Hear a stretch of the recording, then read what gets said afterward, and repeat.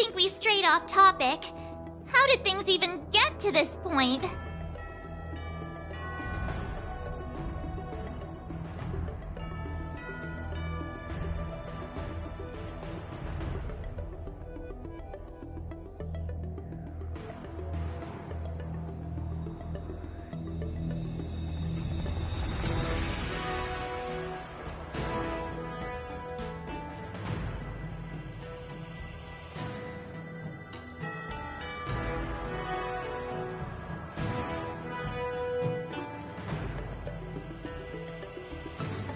Yeah, I brought you here because the General said he had some important matters to discuss.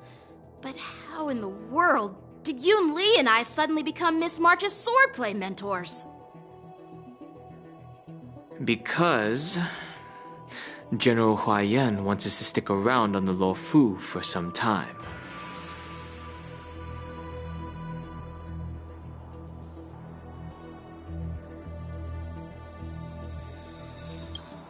But from his point of view, we're no different from all the other tourists who may leave at any time. Since the crew's actions were mentioned in the Luofu's operations log that was given to the Alliance, he probably wants to see firsthand if we're as capable as the report claims, or if we're just some made-up excuse to save face. And he wants to see it for himself during the war dance, which is why he even dragged Yun Li into this. What began as a simple contest between two sword masters has now evolved into you two collaborating to mentor March. Elder Huayan is still that tricky general who likes to give everyone a headache.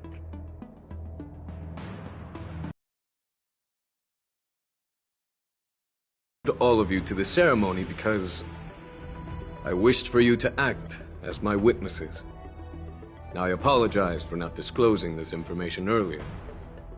In the coming weeks, I'll also invite all of you to a meeting with General Fei Xiao, where you may need to answer her questions and clear up any doubts she might have. So please, be prepared for the meeting.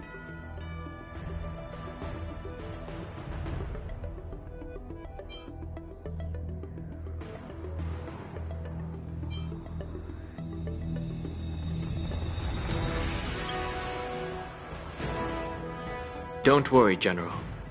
No matter what happens, I'm prepared to stay here as the Express's witness and answer any questions. Thank you, everyone. General, I know there isn't much I can do to share your burden, but... As the Luofu Ringmaster, I won't let anyone defeat me in the war dance.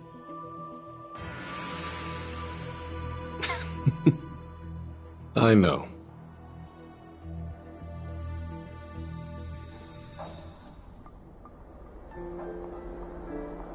The illustrious Merlin's Claw waiting for me? And for so long, too? It's quite an honor. It's been a while, General Fei Xiao. It's been 30 years since we last saw each other. Right, Yukong? Yes. Back then, you were the vanguard of the Yao Qing's Verdant Knights. And I was a pilot of the Luofu's Rainbow Fall Fleet. Who would have thought that upon meeting again, you'd be a general, and I'd have given up flying. Really does feel like a lifetime ago.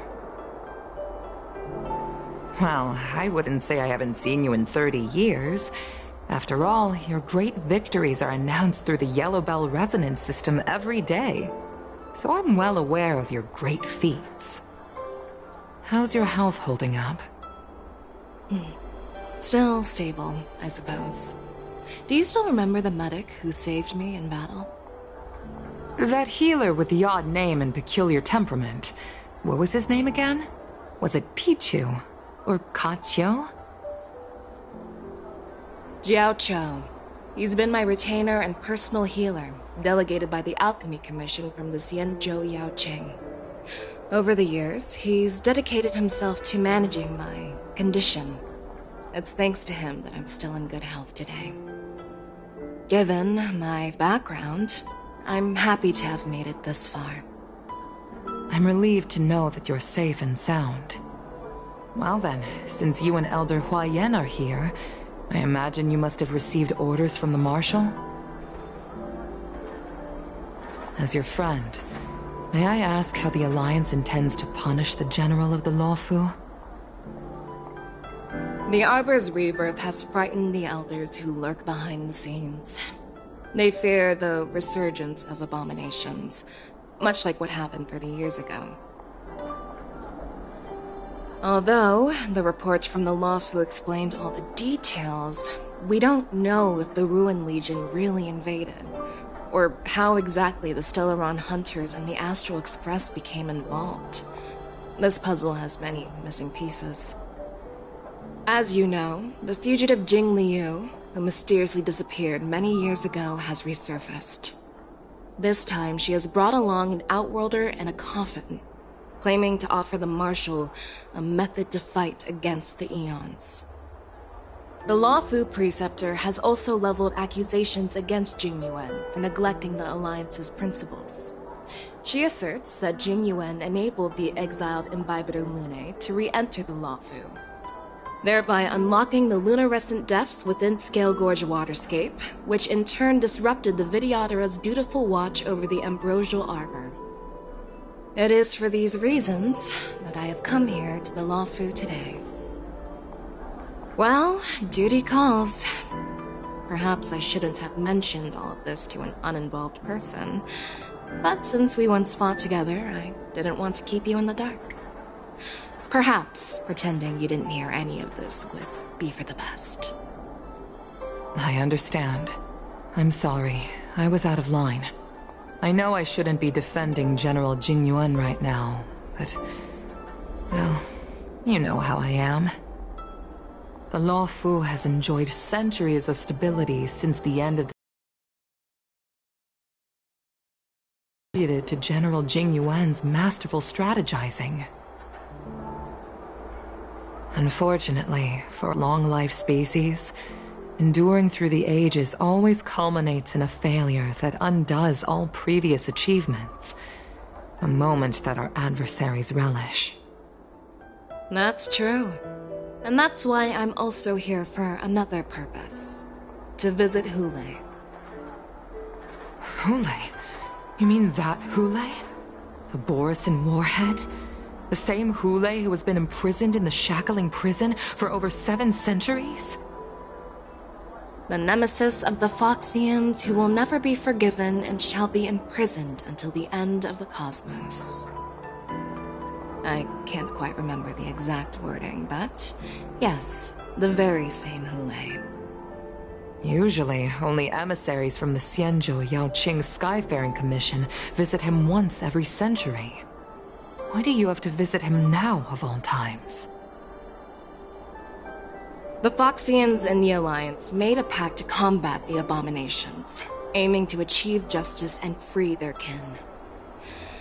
That werewolf monster is to be forever imprisoned in the dark recesses of the Shackling prison, facing unending retribution.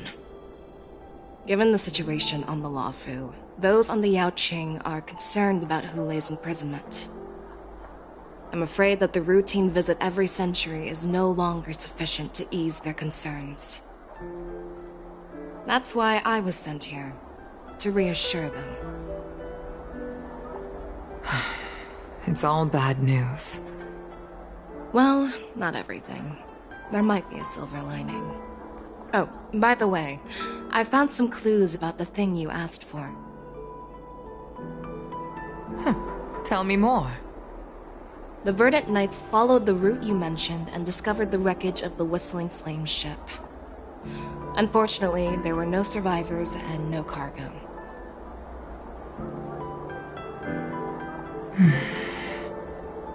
However, someone had already been on the scene before we arrived.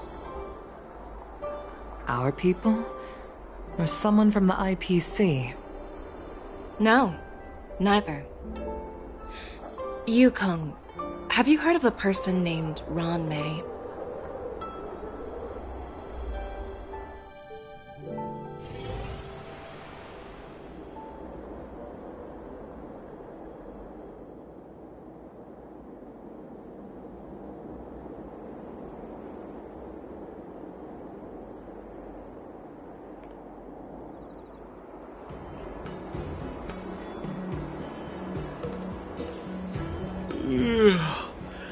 I'm still feeling sleepy. Did I oversleep? Where did March and Donham go?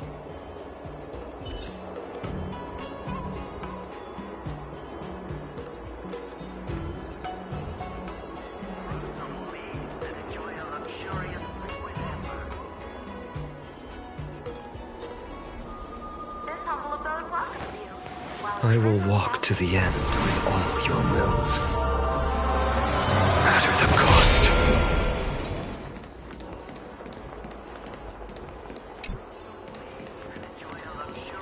Think you get away with your crime by pretending to be a waiter?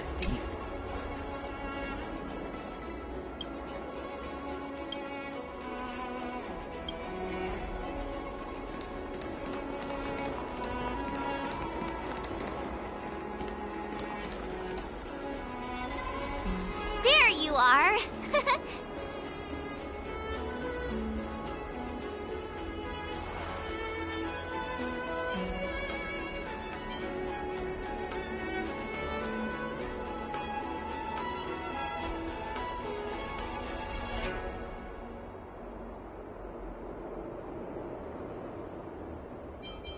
You haven't forgotten about our promise to General Huayan, have you? I woke up especially early so I can start teaching Miss March swordplay. Hey, why are you blushing, Master Yanqing? This is, the first time someone has called me master. I need to, get used to it. Let me make it clear. Swordplay training is about improving your body, mind, and strength. It's not a casual game you can master overnight. I promised General Huayan that I'd teach you Cloud Knight swordplay, so you can participate in the war dance and defeat at least one opponent. I'll do my best, but if you break your master's rules...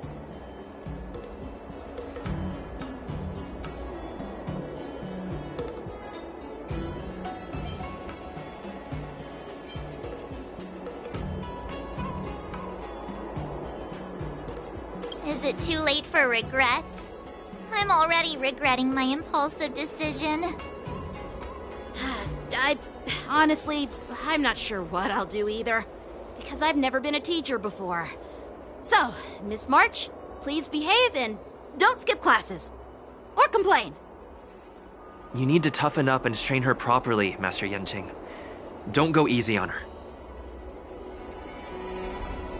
You're so heartless. By the way, where's Yoon Lee? I've found a quiet spot in the back garden of the Palace of Astrum for our first lesson together.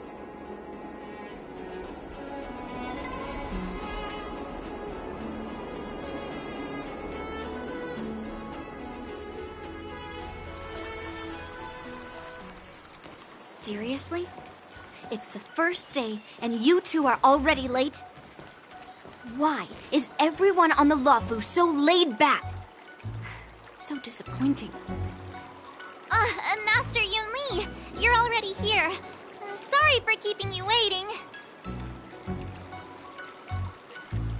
Oh, wait! Were you trying to teach her in secret? That's sneaky! I'm just showing you what Luofu etiquette is all about. She might be my apprentice, but it's customary for the master to personally escort their apprentice to the place of learning.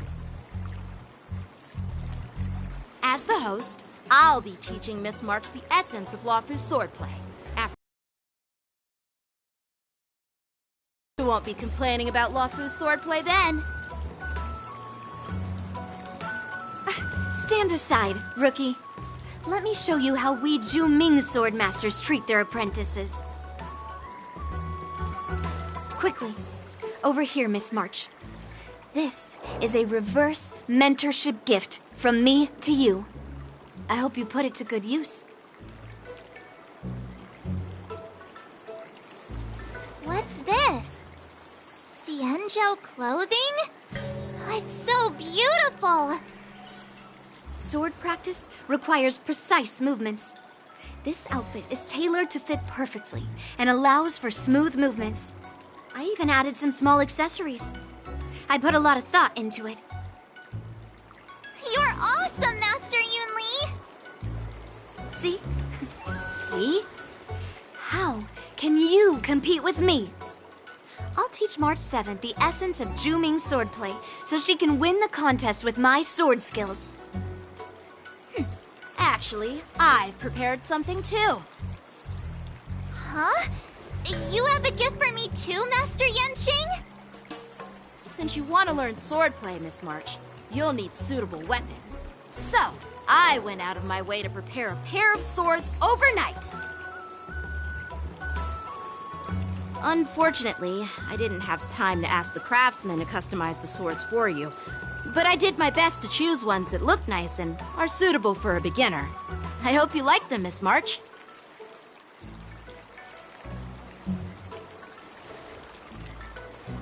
Thank you, Master Yanqing! Bet you didn't see that one coming, did you, Yunli? The real competition is just getting started. I'm so lucky to have two great masters. But why does it feel like things are getting a bit weird?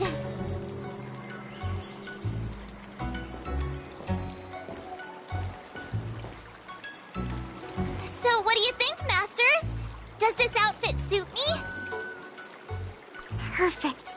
I chose it carefully. It's perfect for beautiful young swordswomen like you and me. All right, let's get started with the training. The person next to me is a Cloud Knight instructor I've brought in. For your first lesson, try exchanging a couple of moves with him. Wait. We're having actual combat training for the first lesson? Isn't that a bit too intense? Well, I heard you have some experience with archery and martial arts. The first thing we're going to do is see just how strong your fundamentals are. Come on, step forward and strike with the sword in the most natural way you can think of. It's important for us to grasp your natural movements so we can decide where to start and what you need to learn. If you're ready, let's begin. Okay.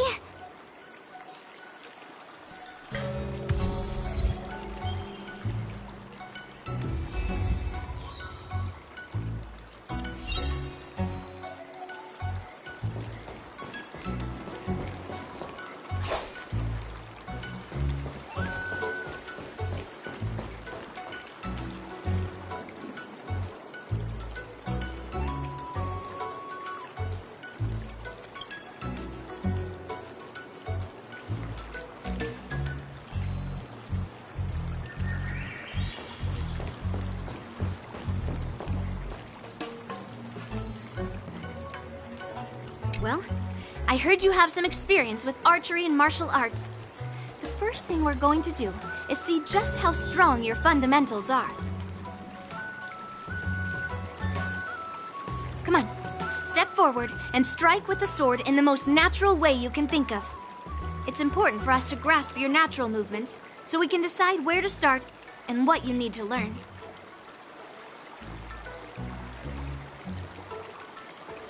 Peach blossoms and divine sword descend.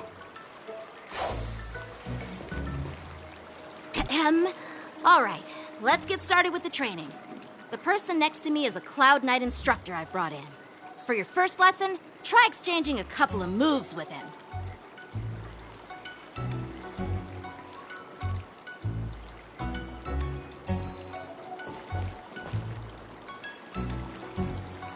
Are you ready? Yeah, I'm ready. But please go easy on me. Then I apologize in advance, Miss March.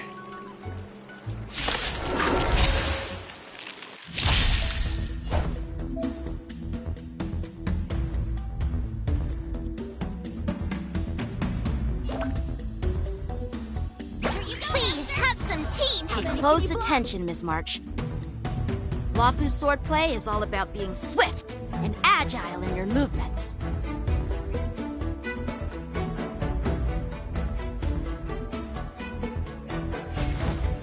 Strike with heart! Ignore him. Strength is everything. Strike! That was like this? Well done!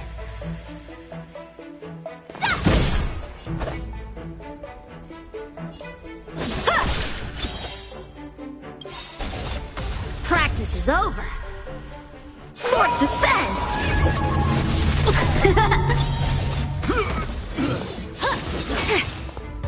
Right on time.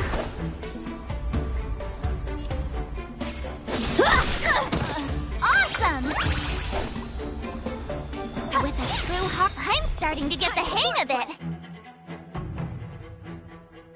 Time to show you what I can really do. Azure Dragon, White Tiger, less cards, watch this! What are you mumbling about? Isn't this, sword technique? Shouldn't I be saying something cool? Blade and flight! You'll make good practice. Here you go, Master! Yes, you!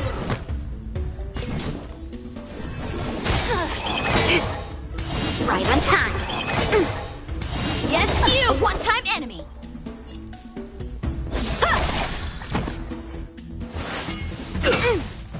Right on time. I could take 10 of you.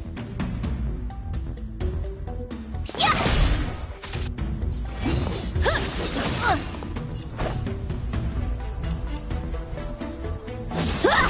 What are you made of?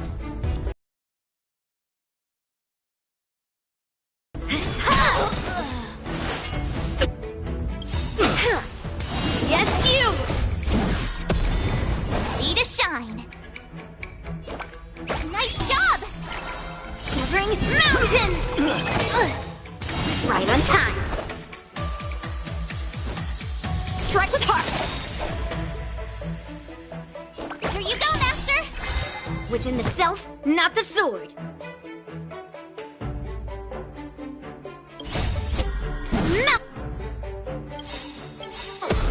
Time to show you what I can. Azure Dragon, White Tiger, less cards, watch this! Practice is over. Swords descend!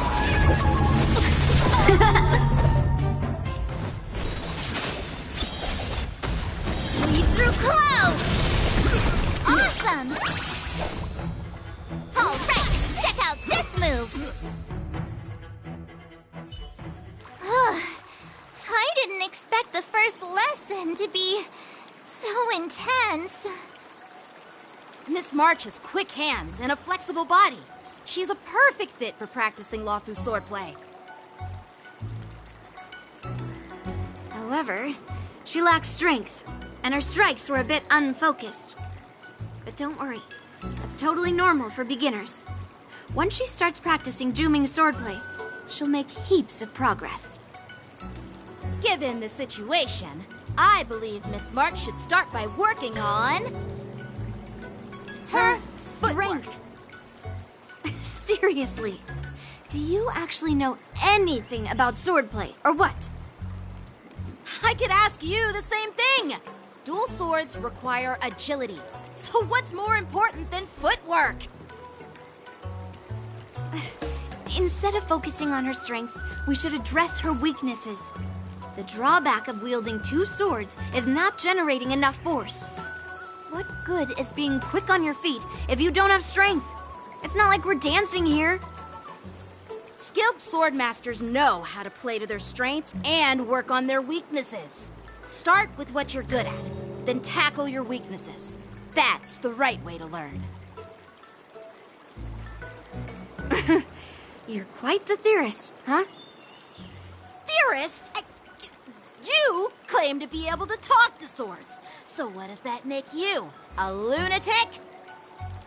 Hey, it's only my first lesson, and you're already arguing. Come on, calm down, Masters. I'll have to improve both my footwork and strength anyway, so it doesn't matter which one comes first. But it does matter. Just listen to me, March 7th! Aww.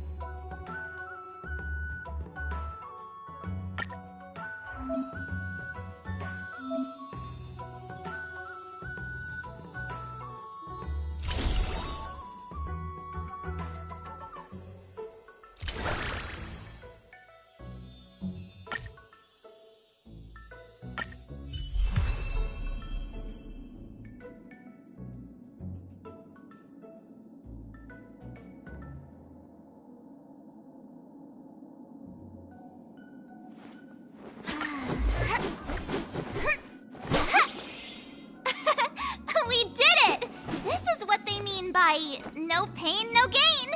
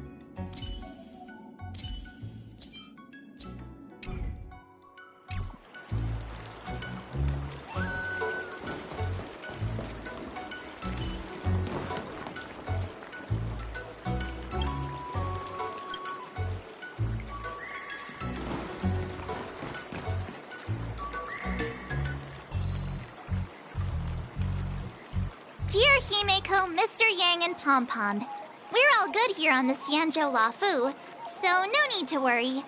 By the way, how's your trip going? As for me, I've somehow become the apprentice to 2 Cloud Knight sword masters, and I've been honing my sword skills with their guidance. One of them is Yanqing, the boy we've all met before. The other is Yun Li, the granddaughter of General Hua Yan from the Xianzhou Juming. Both masters are super strict, giving me a real taste of how hard sword training can be. I tried to drag him into this, but he refused. Then I tried to rope Dan Heng in, but Master Yanqing wouldn't have it. Still, I didn't let the difficulty get to me. In just a few weeks, my sword skills have improved a lot. Both my masters think I have unique talents in swordplay, and are literally fighting each other to teach me their skills. Thanks to their guidance, I've actually made some progress. When I get back to the Express, I'll definitely show off my skills and impress you all. Looking forward to your reply. Yours, March 7th.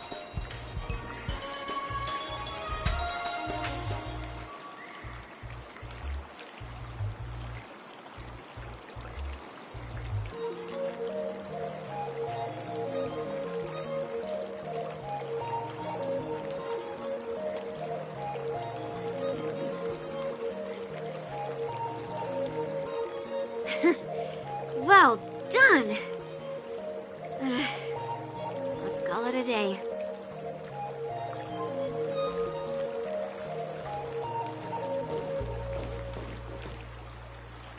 Miss March's sword skills are really coming along.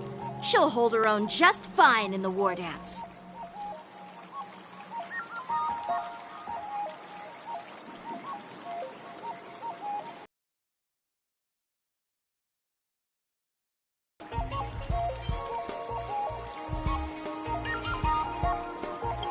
Perhaps I might have a shot at beating both masters in the ring?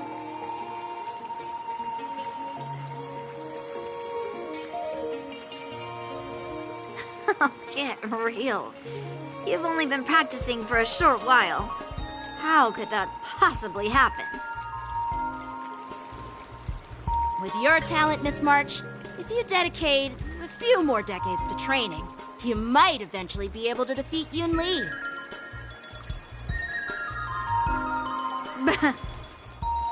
Decades? But I'll be an old lady by then. No. Can you believe it?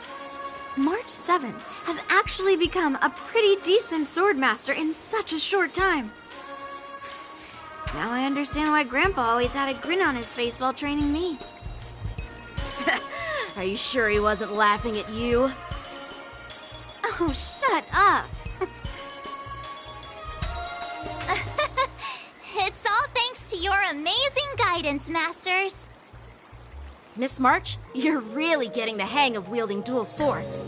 If you're keen on advancing, trying out different Xianzhou blades could improve your touch. Let me see. Which sword is the most powerful? Single sword? Great sword? Or maybe a flying sword?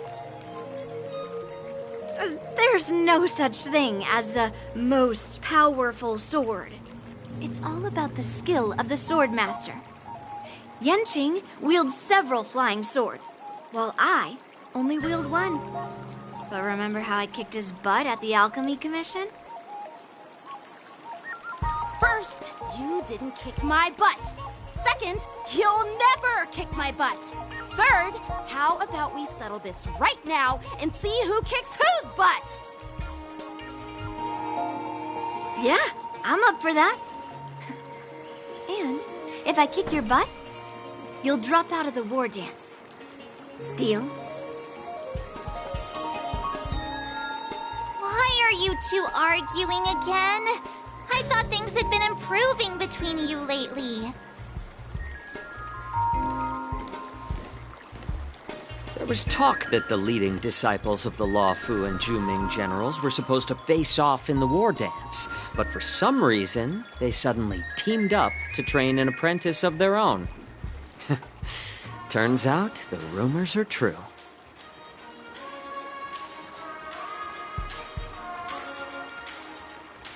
Tomorrow is the big day of the war dance.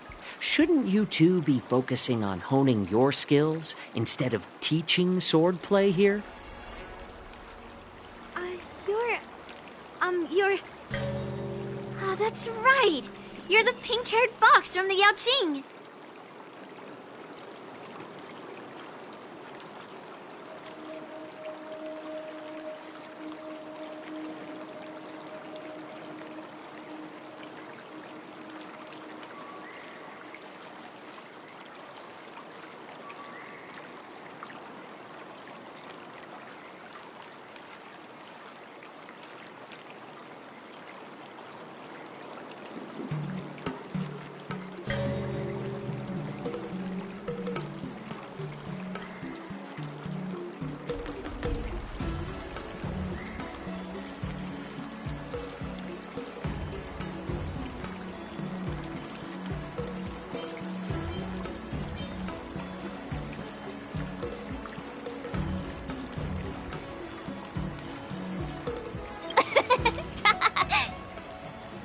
What are you laughing at? You've got pink hair too. I'm Jiaoqiu, the healer working for the general of the Xianzhou Yaoqing. Ah, got it. So, you're the participant attending the war dance on behalf of the Yaoqing. And you were trying to sneak a peek at our training? Sorry for the misunderstanding. I don't know anything about martial arts. I'm just here on the General's orders to take care of some official business. I didn't mean to interrupt your training. I'll be on my way. If you knew nothing about martial arts, why were you smirking earlier? Well, my curiosity got the better of me, I suppose. When I heard Miss March's pondering about what to learn, I couldn't help but wander over.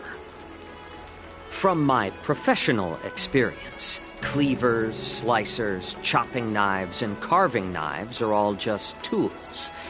Kind of like frying, sautéing, boiling, and deep frying in cooking. They're just ways for people to show off their skills. How you use them really depends on the ingredients you're working with.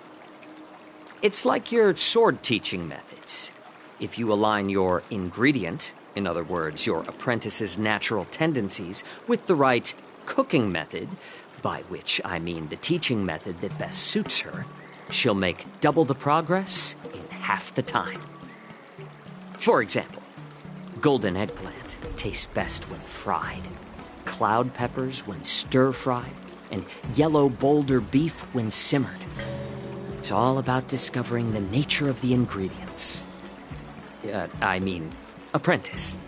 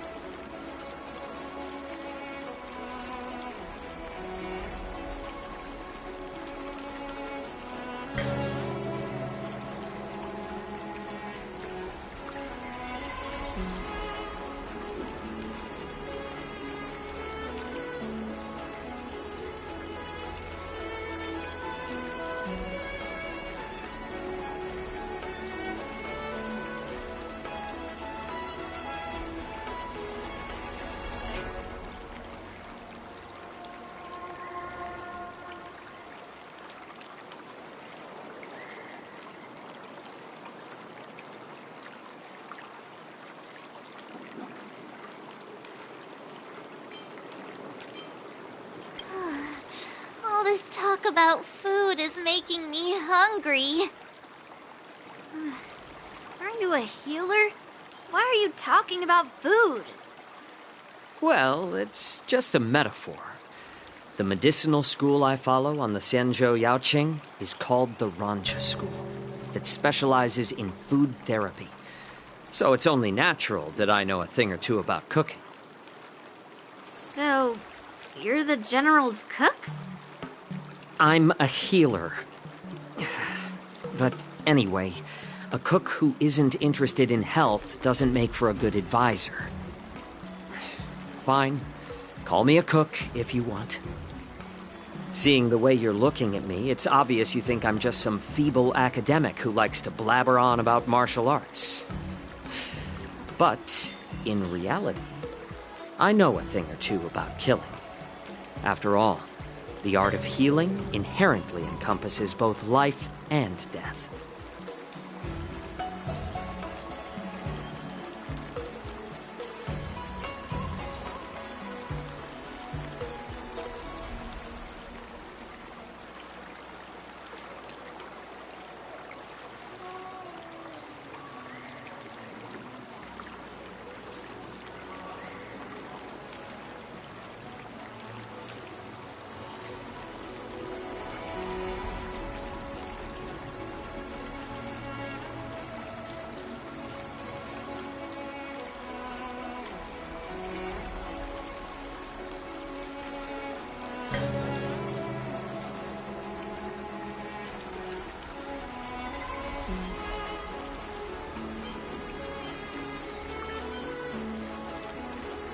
Seriously? Trying to save face in front of kids? Ugh. Do you recognize this bottle of medicine in my hand? No? This is called tumble dust, an extract from an exotic flower named Yabra. Ugh, is it poison? With just one drop, it's able to numb a patient's body during surgery, making them painless throughout the entire process. However, increase the dose or the potency, and it'll slow the metabolism, making the blood thin and resulting in the loss of all senses. Even long-life species cannot escape its effects. This thing can save lives or take them. It's more powerful than the swords in your hands. That may be so, but still, I prefer settling things with a sword than, you know. Huh. Looks like I did get you all wrong.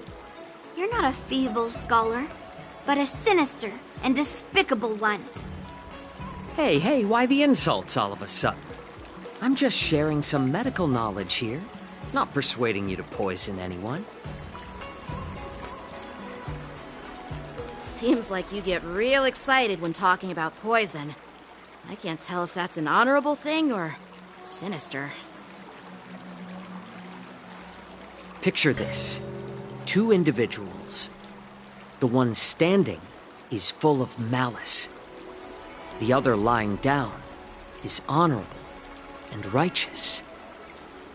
How can the one who's lying down label the one standing as sinister? In the throes of combat, where life and death hinge on a singular moment, every idea fades into nothingness. The only thing that matters is staying alive. Surviving the battlefield reshapes all notions of worth, be it integrity or treachery. In my eyes, their significance is negligible. Perhaps you've underestimated Yunli and me, Mr. Jiaoqiu. We may be young, but we've seen our fair share of war. Well, then you should know that the war dance is nothing more than a contest. So why are you so focused on it? When I was appointed as the ringmaster for the war dance, I asked the general, we Cloud Knights are supposed to charge into the fray and slay enemies. Why do we have to swing swords in a ring just to please an audience? And this is how the general replied. To unsheath your sword in a ring is no different than on the battlefield, as your sword reveals the might of all Cloud Knights. The war dance is the perfect chance to showcase martial virtue and forge alliances from all over the cosmos. When we unsheath the sword without drawing blood, we not only display our might, but also the martial virtue of the Cloud Knights. That's quite an insightful statement, Yanqing. Well, my apologies for being so short-sighted. I've been on the Luofu for quite some time, but I haven't had the chance to see the ceremony venue for myself yet. Hearing you speak so highly of it has piqued my curiosity. Would you mind showing me around? You want to see the Sky Splitter ship where the war dance will be held? Let's go! I bet Yunli and Miss March haven't seen it either, right? Well then, I'll give you all a tour.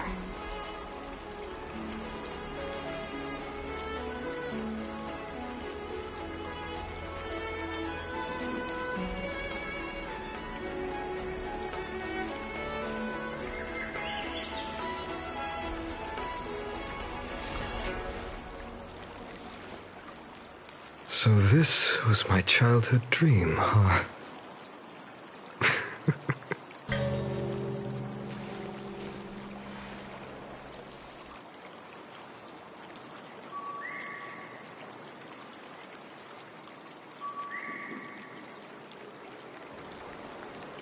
Surviving the battlefield reshapes all notions of worth, be it integrity or treachery.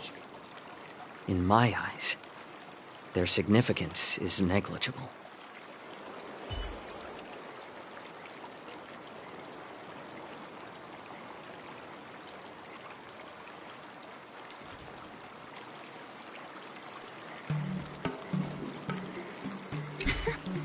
Can you believe it? March 7th has actually become a pretty decent swordmaster in such a short time. Now I understand why Grandpa always had a grin on his face while training me.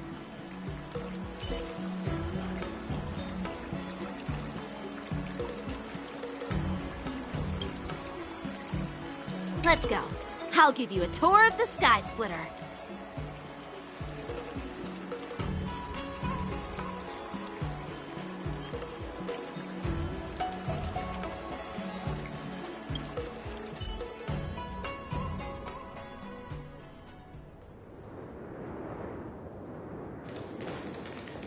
Looks like a lot of other visitors have also come to catch a glimpse of the Sky Splitter.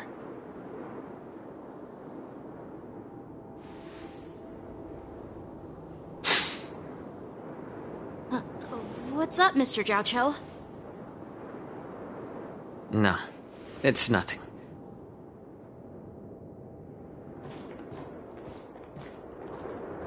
Do you see that airship in the distance? That's the Sky Splitter, the venue for the war dance ceremony. It doesn't look all that impressive from this distance. The Sky Splitter is actually a decommissioned Luofu military vessel. People aren't allowed on board until the war dance officially commences. Tomorrow, when the bell rings and the ceremonial cannons roar, I'll be there representing the Cloud Knights of the Xianzhou Luofu, standing in the ring, ready to take on challengers from all over the cosmos. Since I was a kid, I've been training in swordplay and the art of war under the general. Every day, I'd swing my sword 10,000 times, and then thrust it 10,000 times, repeating the process over and over. I understand that I'm not like other kids. I never envied the toys and freedom they all had. I never found sword practice boring or hard. Even in the thick of battle, facing down savage abominations, I never felt scared. Each day, I could feel myself getting stronger and stronger, and I racked up countless victories. It's the best feeling in the world. But then, I faced a really tough opponent. And just one slash shattered my confidence into 1,000 pieces. That's when I felt true fear for the first time. Maybe that's what Mr. Jiaoqiu meant by life and death hinge on a singular moment. Every idea fades into nothingness. After that, I had to pick up the pieces and try to put myself back together. But no matter how hard I tried, I couldn't seem to find my old happy self again. I often ask myself, why do I wield my sword?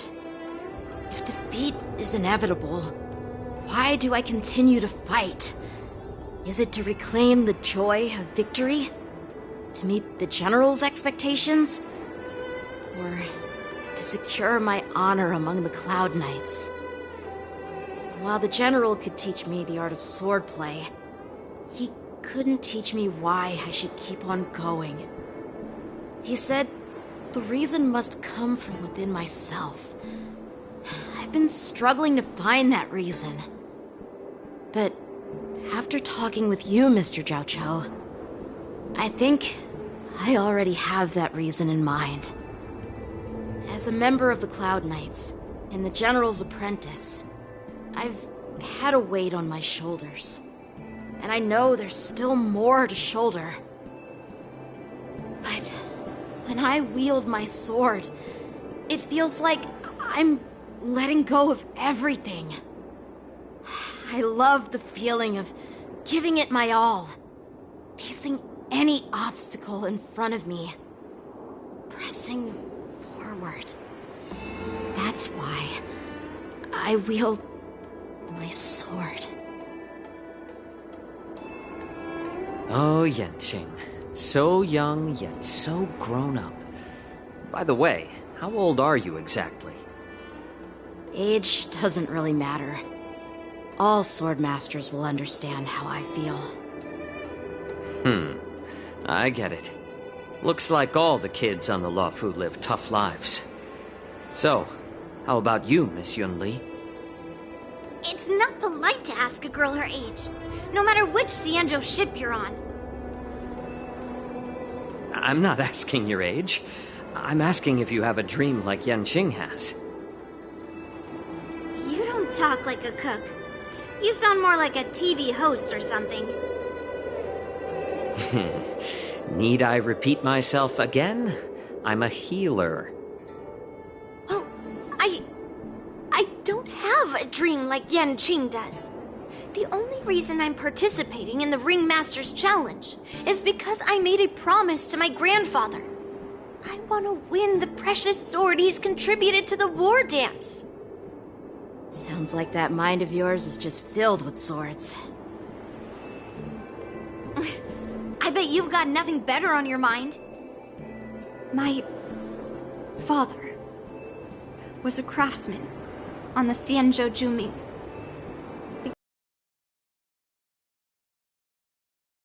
Fell victim to the cursed swords he forged. Since I was a kid, it's been clear to me that not everyone deserves to have a weapon in their hands. Giving them a sword is no different than being cruel to the innocent. So, whenever I come across someone unworthy of a sword, I can't help but want to take it away from them. Given that Yanqing is the war dance ringmaster, I'm stepping up to challenge him. To ensure the precious sword doesn't fall into the hands of an unworthy master. Hey, what do you mean by an unworthy master? I see. It's not easy for kids on the Juming either. Well, it's better to have a reason for wielding a sword than to be lost and confused. I've saved countless Cloud Knights in my life, and there are plenty of exceptional warriors, just like the two of you. What happened, Mr. Zhao Cho? Oh, nothing. I was just reminded of some old friends and old tales. Judging from my professional perspective as a healer, both of you possess remarkable vitality. Your energies flow like raging fires and mighty gales. The upcoming fight will definitely be impressive. Well, we've seen the Sky Splitter and toured the Stargazer Navalia. I guess it's time to say goodbye for now. What? You're leaving already? But you haven't asked me about my dreams. I've been working hard too, you know. It's getting late, Miss March. Unlike you lot, I'm a grown-up bound by responsibilities and duties. The tasks entrusted to me by the General won't complete themselves. By the way, Yanqing, is it normal to have so many people wandering around in an automated area like the Stargazer Navalia? Actually, this is a restricted area. But since you're all guests, I made an exception, so you could take a look around. I understand. Well, I'll take my leave. I wish you both the best of luck in the ring tomorrow.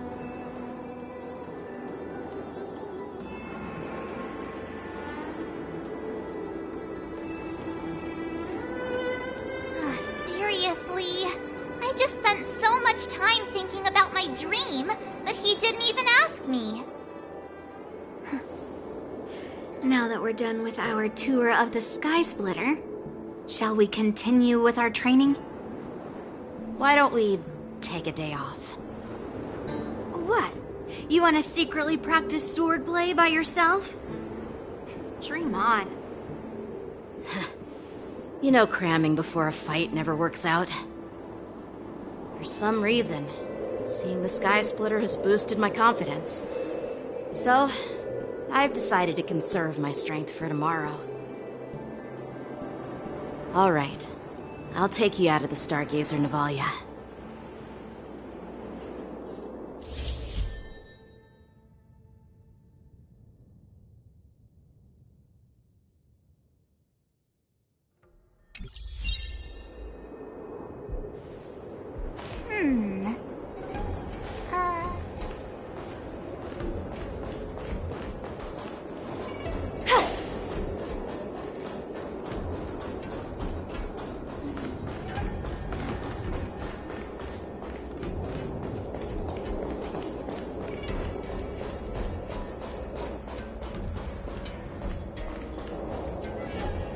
Just shut up, Red Fang! This is not a beast ship. I need some time to take care of things.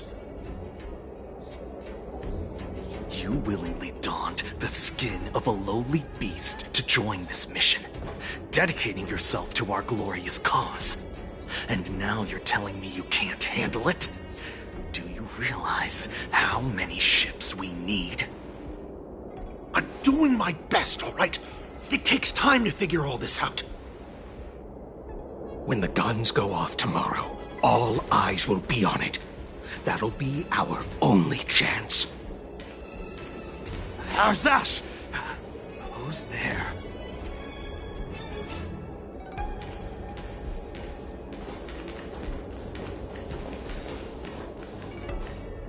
Who are you guys? An impromptu inspection. Why are there outsiders loitering in Stargazer Navalia? And a bunch of kids at that. Hey, kids, didn't your parents ever tell you to stay away from the Stargazer Navalia? I know it's an automated facility, but it doesn't mean you can just break in and do what you want.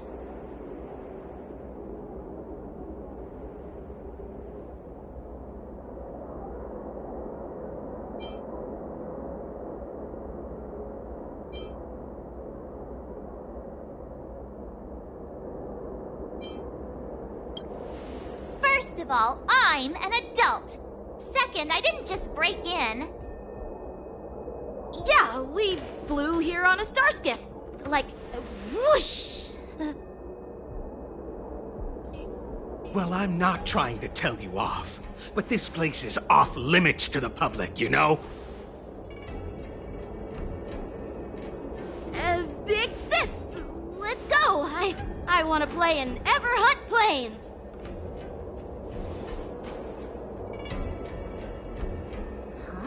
Ever hunt planes? Yeah, sure. The big sis will take you there.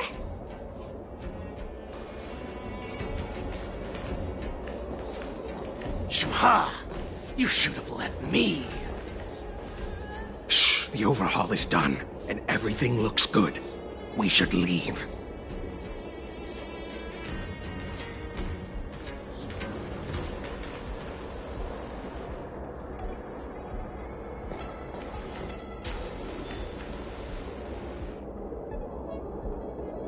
Could you repeat what you just said, Yenching?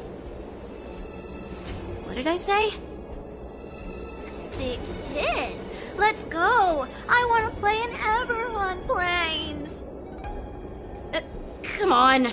Can't you read the room? Something is definitely off about the three people we just met. Yeah, anyone could see that. I just wanted to hear you say it again. That pink-haired fox tried to say something. I'm pretty sure he sensed something fishy. Since he's not familiar with this place, he just dropped us a hint. But you didn't seem to be paying attention at all. I knew that from the beginning.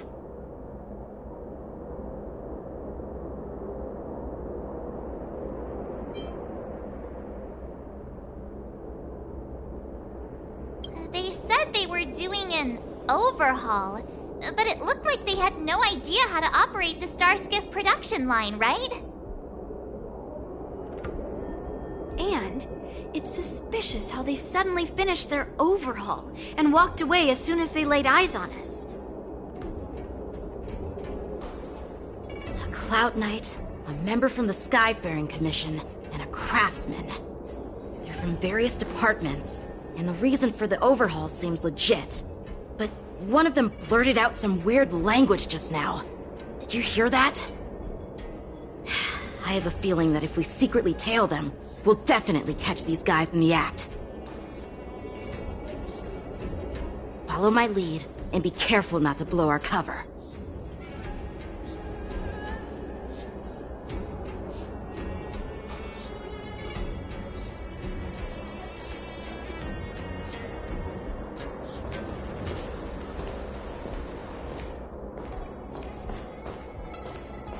Never mind who they are. Let's just film them.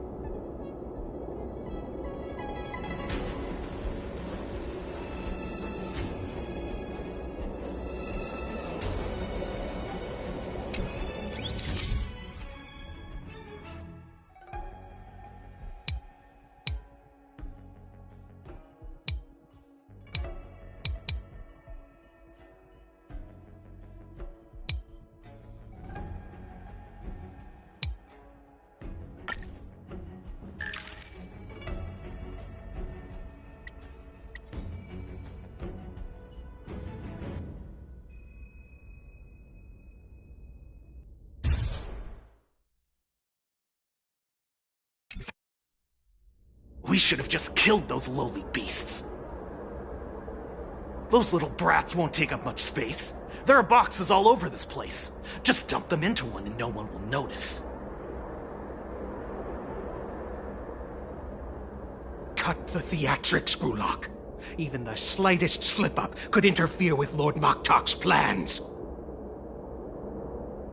So where are we heading next? To check the freight skiffs. We've got a lot of preparations to do. Also, don't forget to take those crates with you. Weapons, supplies. We've got to be well prepared. Otherwise, we're screwed. So, are they smugglers? What exactly are they up to? I have no clue, but they seem to be moving those crates. I've got an idea. We can hide inside the crates and follow them.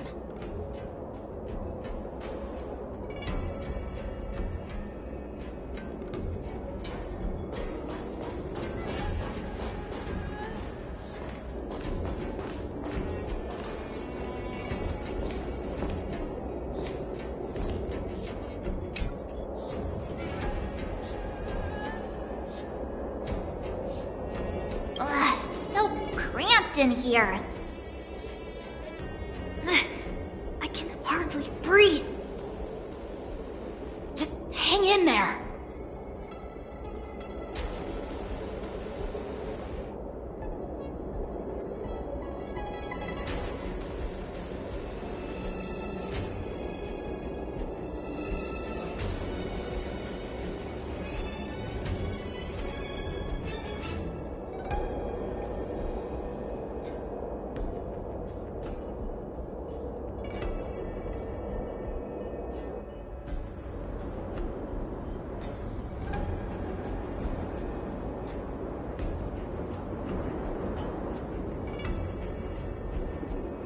Let's just put the cargo here for now, all right?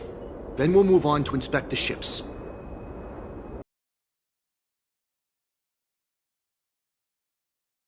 Board the freight skiff and leave this place. Don't worry, I've changed the shipping schedule. You two, come with me. Lowly beasts everywhere we go. Don't be so paranoid.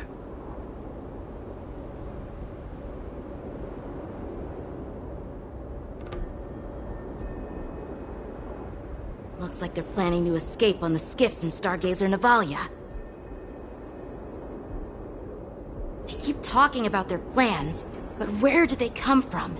And what do they want to do on the Xianzhou?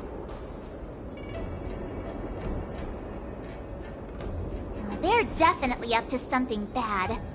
Wait, they disappeared! Let's catch up to them.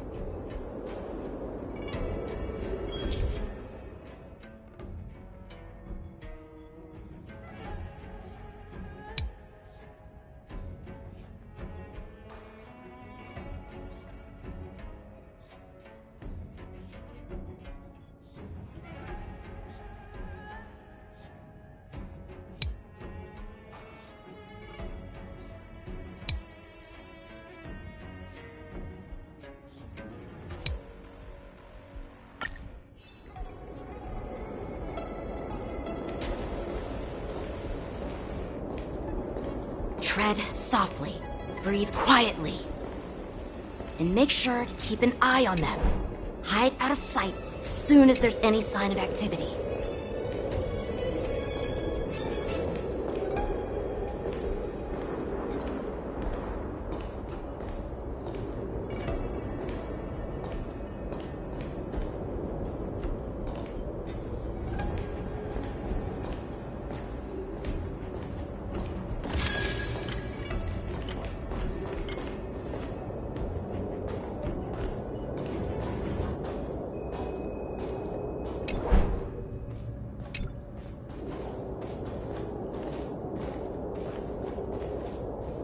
Don't be so paranoid.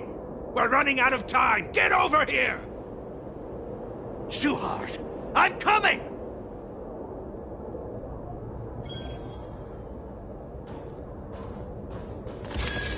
They're leaving. We should catch up to them. Quickly!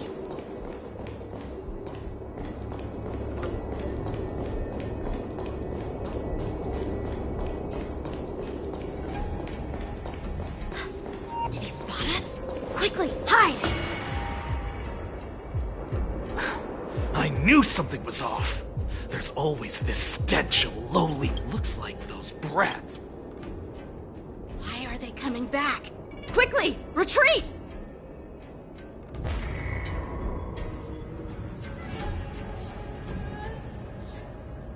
Don't be so paranoid.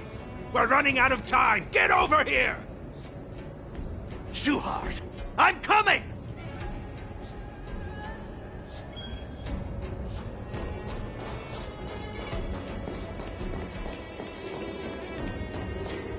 Watch out! You're on high alert!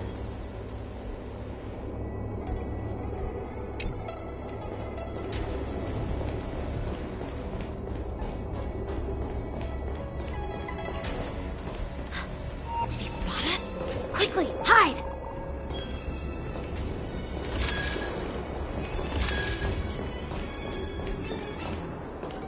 Don't get too close, Miss March! They might spot you!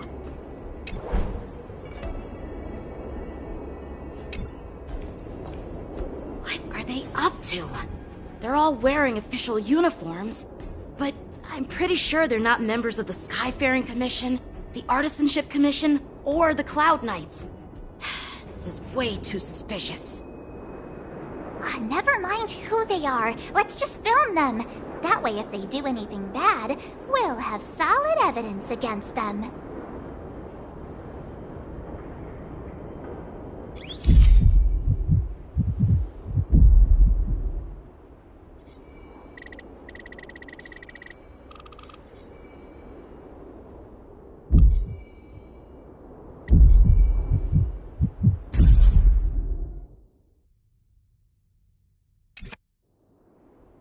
Look at this. A freight star skiff with enough room to fit at least 20 of my men.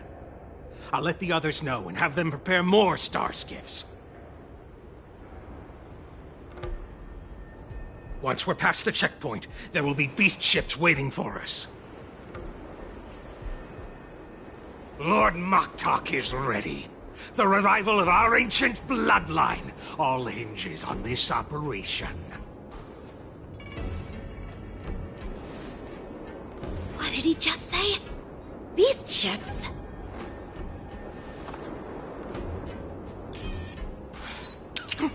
Who's there? It's those brats! I told you to get rid of them, but you didn't listen, you idiot! Wipe them all out! Orson? Adusa! Die, you lowly beasts! Nice job!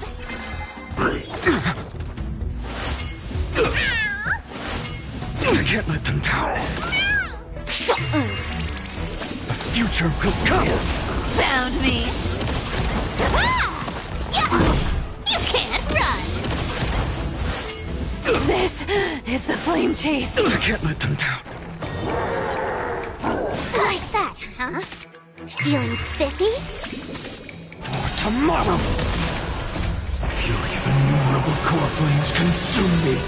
Sun tear the sky!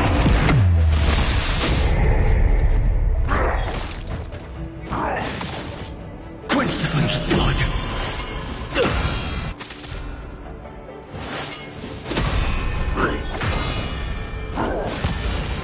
Brand it with strife! Hail the new dawn! Quench the flames with blood!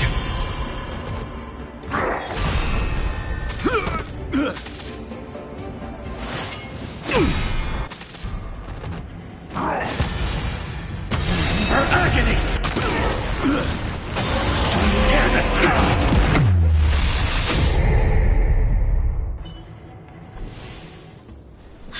How is this possible?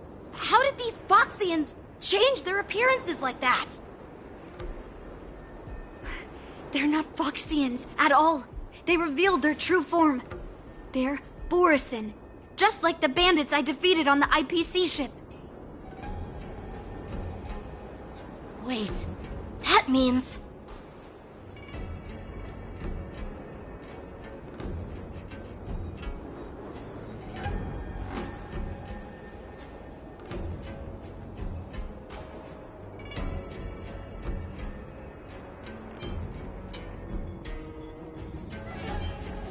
Well, how did the Borisin manage to infiltrate the Cienjo?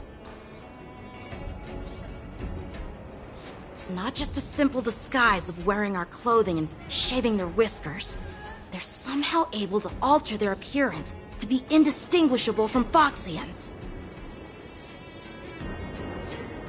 They even have official IDs for the Skyfaring Commission, the Artisanship Commission, and even the Cloud Knights?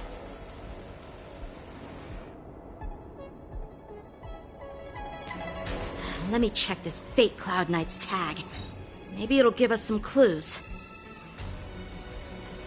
Lujun, an officer of the Patrol Defense Squad? Wait! What's the matter? I encountered a patrol officer named Lujun before.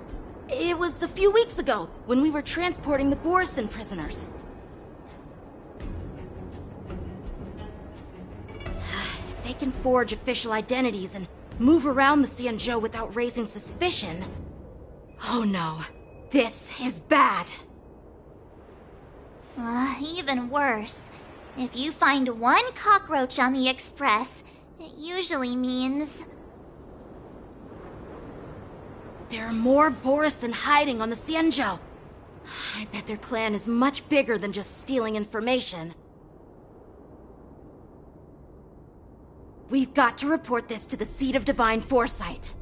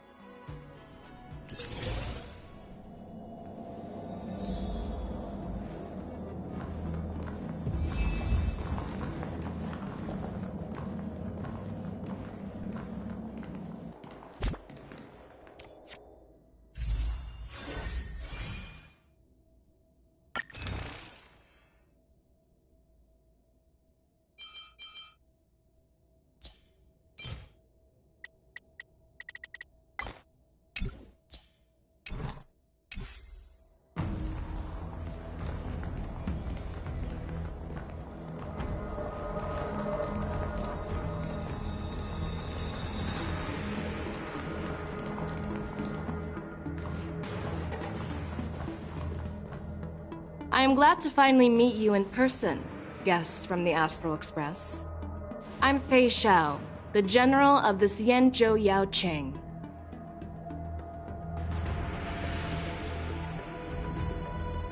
Let me introduce our guest to you. The one dressed in green. He's the reincarnation of Imbibitor Lune, and the person behind him is the newest member of the crew. I've heard a lot about you. Outside the reports from the Law Fu, the Skyfaring Commission of the Yao Qing has also gathered plenty of information about both of you. I've been eager to meet you face to face for reasons that I'm sure General Jing Yuan has explained, right?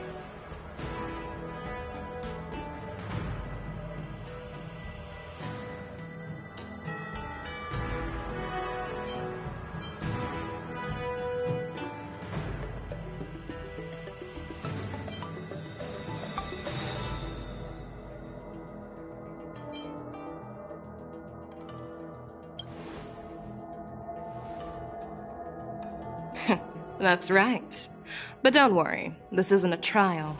I just want to have a chat with you and get a better understanding of the facts.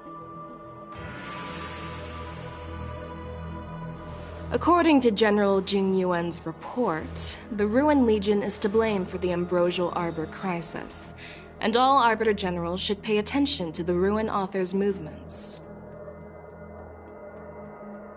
Over the years, the Destruction's minions have wreaked havoc on countless worlds, and the Alliance has been keeping an eye on them. But no one expected them to join hands with the remnants of the Abundance.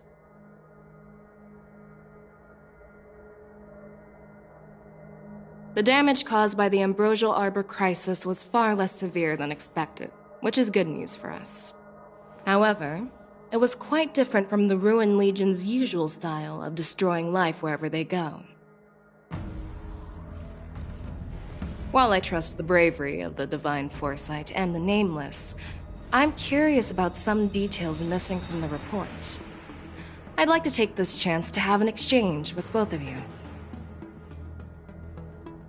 Let me be clear, the questions I'll ask might not reflect my actual thoughts. So please don't take offense if any of my questions seem a bit harsh. Please go ahead, General. But keep in mind we can only answer based on what we know. And perhaps you already have the answers to your questions in your heart. You have a clever tongue. I like it. The Merlin's claw is quite articulate. Right now, her intentions are unknown, and Jing Yuan wants us to be honest. Maybe I'll just stick to the facts we know.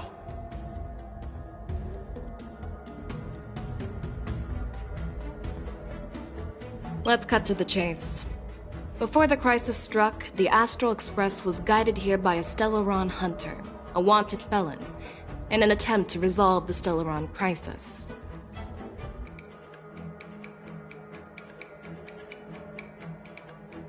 However, everyone in the cosmos knows of the Stellaron hunter's reputation. So, why did you place so much trust in them? Could it be that some of you have a connection with them?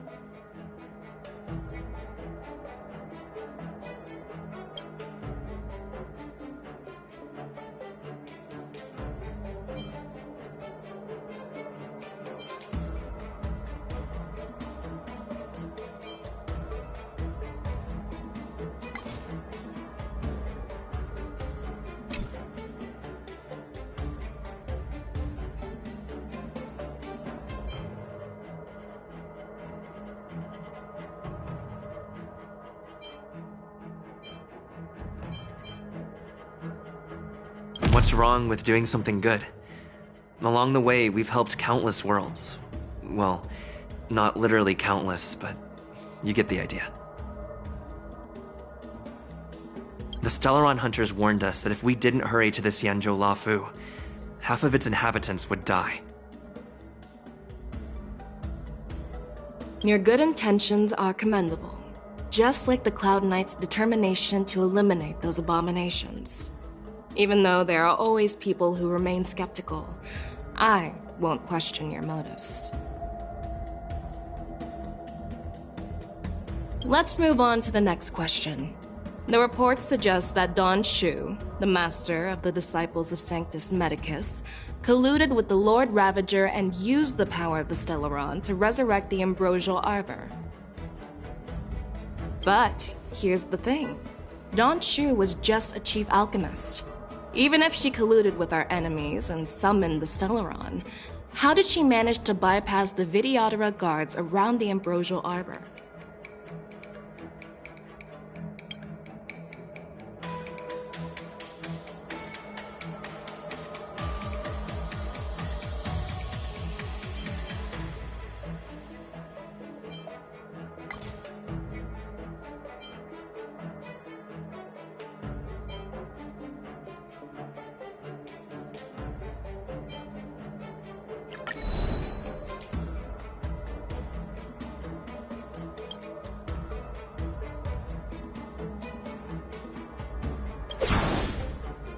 According to the report, Lord Ravager Fantilia is the mastermind behind the entire conspiracy. She disguised herself as an ambassador of the Skyfaring Commission and traveled with you, only to vanish without a trace later on. It seems too convenient to label her as a scapegoat.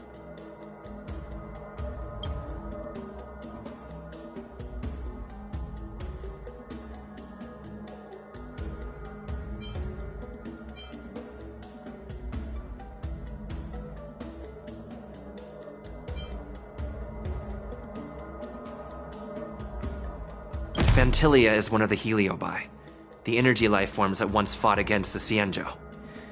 They're known for their unpredictable and elusive nature. Just as he said, when the Ambrosial Arbor resurrected, its roots broke through the creation furnace on the Lawfu, accidentally releasing the Heliobus fiend fire sealed inside. This can be used as circumstantial evidence. If Elder Hua Yen accepts the explanation, so do I.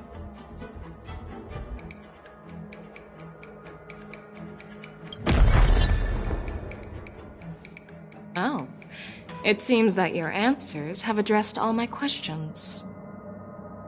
Generals, I am finished with my questioning. So, what do you think, General Fei Shao? Have the doubts in the report been cleared up? The two nameless have been honest in their answers. Even though there are some tricky details, my intuition tells me there is nothing wrong. However, the 3 questions I posed earlier were not just for the nameless, but for you too, General Jing Yuan. First, the disciples of Sanctus Medicus grew uninterrupted on the Lawfu, yet the 6 charioteers were not aware of it. That was a dereliction of duty.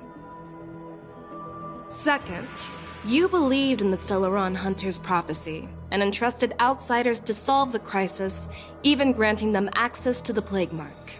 That was a dereliction of responsibility. Third, you insist on holding the war dance right after the Ambrosial Arbor crisis, putting the Lawfu back in the spotlight.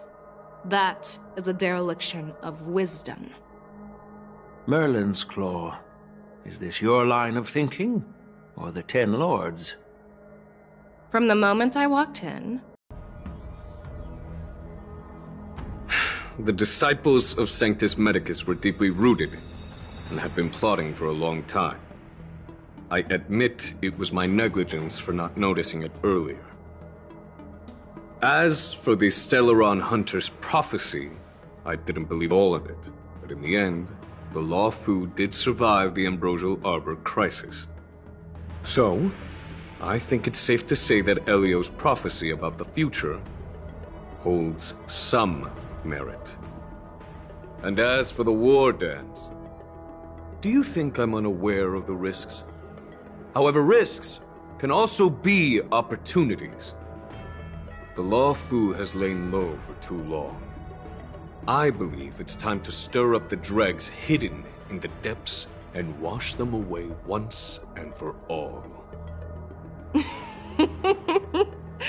Just as I expected from our sophisticated divine foresight. You have a way with words. I like it. But, unfortunately, ever since the report was submitted, the Alliance has been filled with Ambrosial Arbor's resurrection. So what are your thoughts on all of this, General Fei Shao? As a fellow Arbiter General, I fully understand the difficulties of this position. Personally, I think all these rumors are meaningless drivel. Across the sea of stars, the divine foresight knows better than anyone else what happened on the Luofu and the meaning behind it. Just as what happened on the Xianzhou Yaoqing recently. You mean the Xianzhou Yaoqing is also... The scouts of the Verdant Knights have sent back reports that Borisin are making trouble again. The Borisin packs that were once divided and scattered have started swallowing each other up, forming larger and larger packs. Moreover, there's an entity named Mongoose behind it all. An entity? According to the report, this entity isn't actually a Borisin. It's a woman claiming to be the messenger of the Master of Immortality. She's described as having 12 faces and 12 pairs of fangs, as cruel as poison, and as elusive as quicksand. The Borisin believe she'll give them a chance to rise again. That's Ventilia. That's right. You're lucky that I'm the one who came this time. If it were the Patina Justice or the Seer Strategist, this conversation might not be so friendly. I've always had faith in my instincts, so I don't doubt your good intentions. But the Alliance has its fair share of questions and doubts about the Luofu. So, my plan is to come up with an acceptable answer to satisfy the Alliance. What's in this plan, General Fei Shao?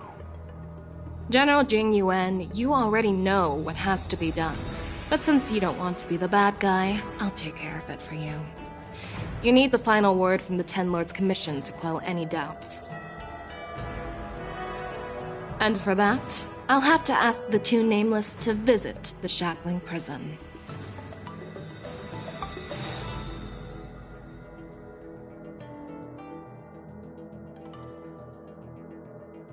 No, I'm not imprisoning you. While you're there, I'll ask a judge in the Ten Lords Commission's Interrogation Division to record a detailed testimony with the karmic mirror from both of you. We'll fill in the gaps that weren't covered in the report, and silence any protests within the Alliance. I'm okay with that.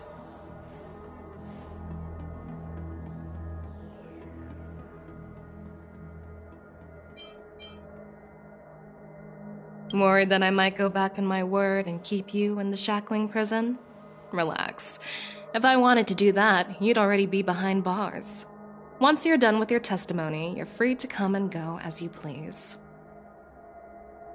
Then, as the Merlin's Claw requests... Oh, there's one more thing. This testimony is for silencing the voices of opposition within the Alliance. But I would like to urge General Jing Yuan to listen to the pleas of the Foxians on the Xianzhou Yaoqing. So, you are here for Hule. Exactly. Hule is locked up in the Luofu's Shackling Prison. Since he is the Broodlord of the Borisin, I want to transfer him onto the Xianzhou Yaoqing and imprison him there. The recent movements of the Borisin suggest they're planning something big, so we must act preemptively. It makes sense to have the Foxians keep an eye on their arch-nemesis. Since you trust my judgment, I'll repay that trust. What do you think about all this, General Huayan? I was worried this would turn into a heated argument, but it seems like both of you are on the same page, solving each other's problems. I couldn't have asked for a better outcome. And as for Hule, I'll send my Lieutenant Jiao Cho and Moza to check on his condition in prison and ready him for transport. If there are no more questions, shall we get this started?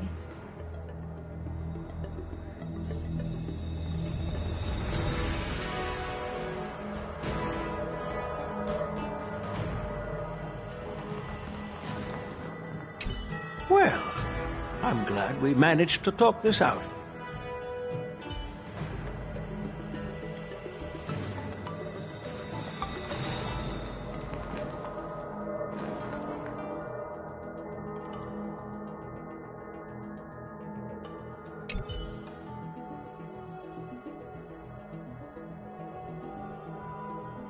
Do you actually believe in the Stellaron Hunter's prophecy? The Xianzhou's matrix of prescience can also predict the future. Do you believe in its prophecies?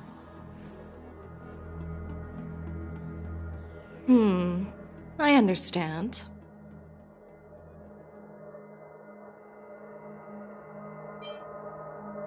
You're definitely a unique individual, just like Hua Yan said.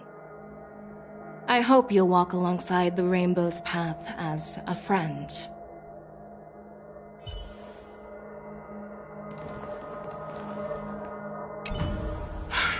I'm really sorry about all this.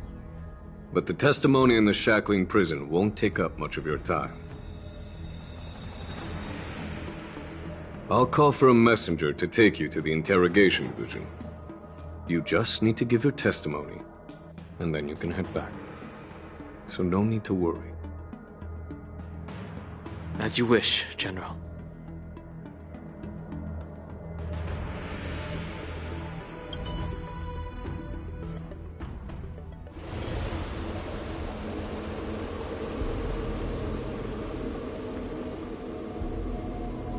As General Jing Yuan requested, everything is prepared for your arrival, and I am here to receive you. The judges at the interrogation division also know your purpose in coming.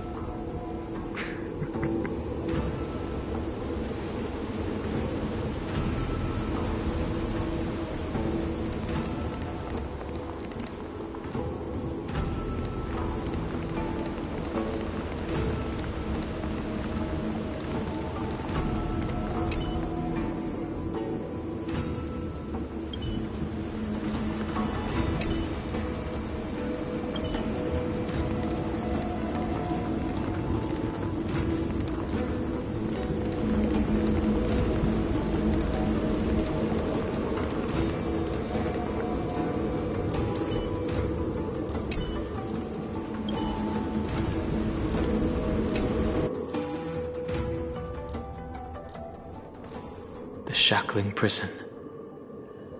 I didn't expect to be back here after all these years. Danhong.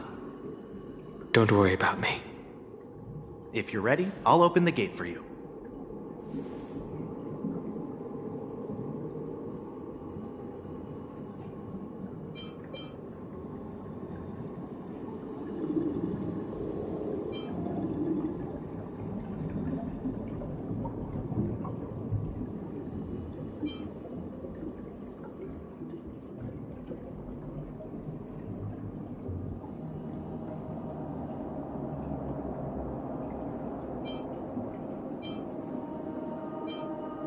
Well, technically, the shackling prison is spread out across multiple delves, and the ancient sea is just where they overlap.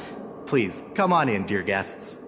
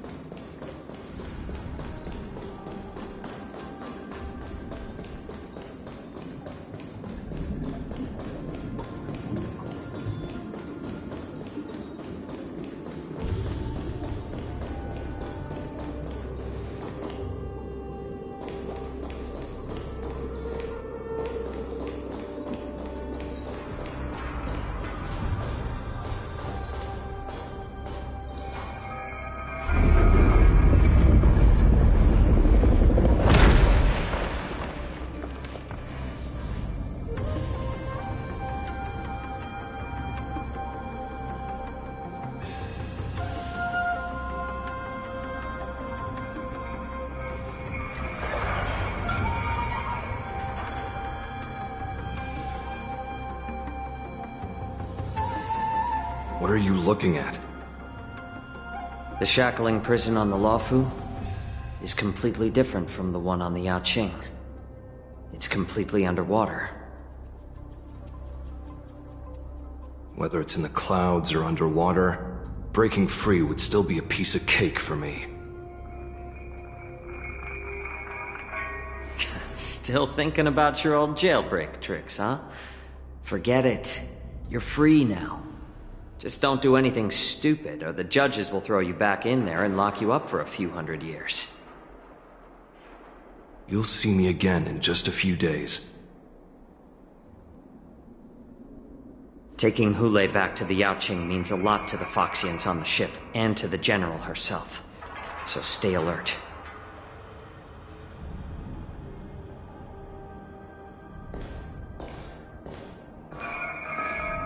Guests, my name is Shui Yi, and I'm here on orders from the Incarceration Division of the Ten Lords Commission. We're Jiao Cho and Moza. General Fei Xiao sent us to extradite the Borisin criminal Hule to the Yaoqing.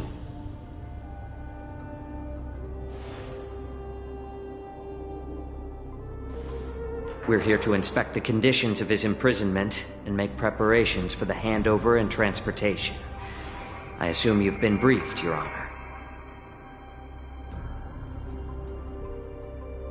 Your visit request has been approved. I'll be your guide for this trip.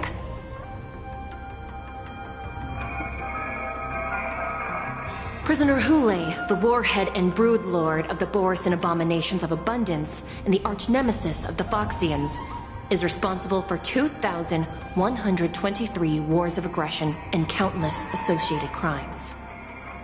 Due to his heinous acts, he has been imprisoned in the depths of the shackling prison and subjected to the punishment of the Forest of Swords until the end of time. He shall never be pardoned. No need to repeat his crimes and sentence, Your Honor. He is the greatest enemy of us Foxians. The stories of his atrocities are used to terrify our children. I'm well aware of every crime he's committed. Let's move on to the next step. When it comes to visiting criminals, there are rules in place to ensure your safety. I know you've heard legends about Hule since you were children, but your knowledge about him is likely very limited. Only the judges of the Ten Lords Commission truly know what kind of abomination is locked up at the bottom of the shackling prison. It has been centuries since Jing Liu, the former sword champion of the Luofu, captured Hule. And during all those years, we never provided him with any food. Yet he somehow managed to stay alive. It defies all the documented physical characteristics of the Borisin. The Forest of Swords, forged by the Punishment Division, is a device of intense torment, used to execute sinful abominations. Most Borisin die within 3 days in the forest, but Hule is different. Every time the blades pierce him, his body instantly heals. Despite the brutal punishment, he somehow manages to survive. The complex rules are there because of his abnormal characteristics. Do you understand now? I apologize for any offense caused. Please continue, Your Honor. I've given you the instructions regarding Hule's visitation. Please make sure you read them carefully.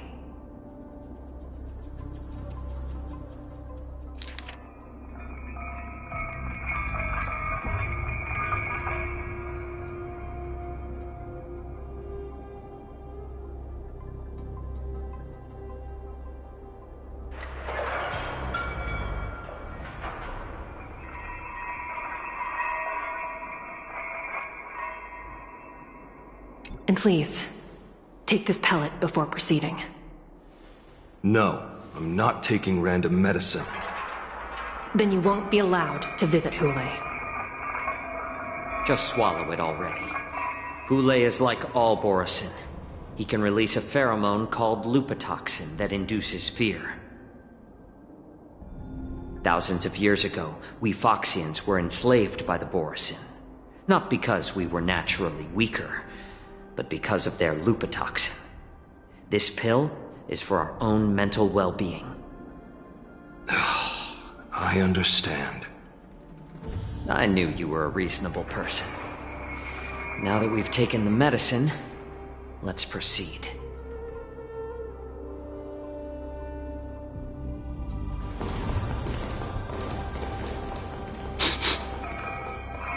Your Honor. What is it? No. Never mind. Maybe I'm just imagining things. Let's keep moving.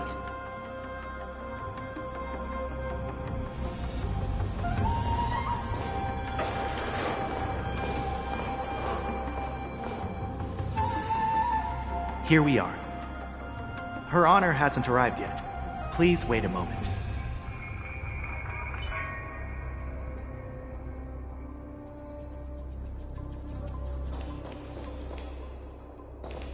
This place...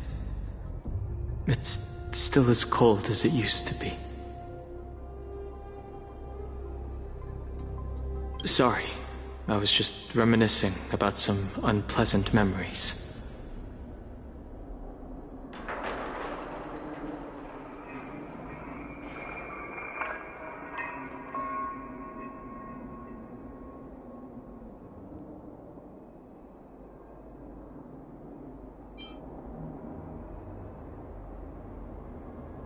Thank you.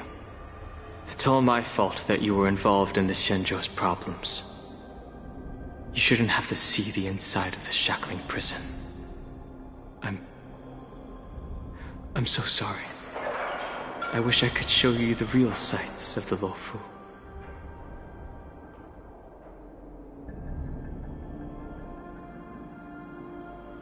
The 6 charioteers might have more power over the rest of this Shenzhou ship.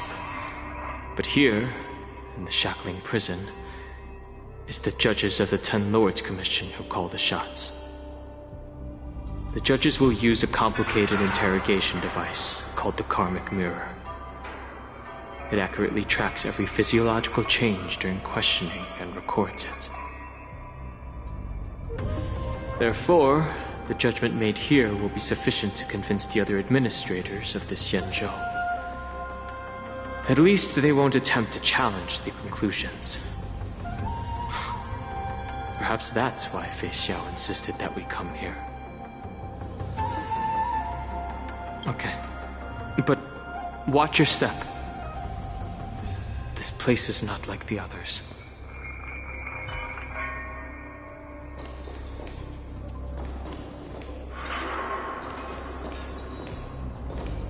Her Honor hasn't arrived yet. Please wait a moment.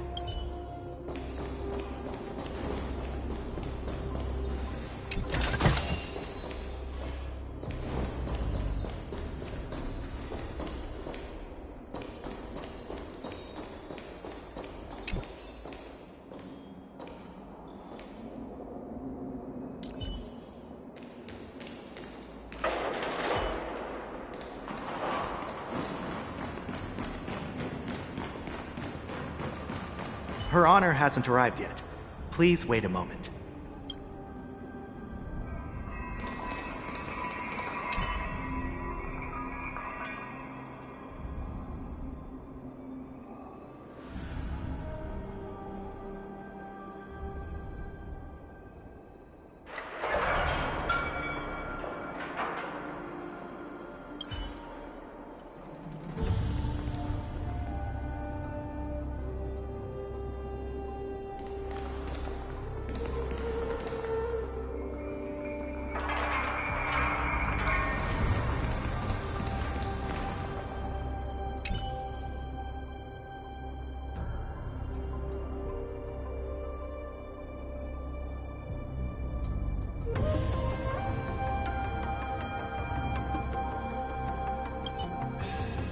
Welcome, dear guests from the Express. Judge Hanya of the Interrogation Division. We've met before.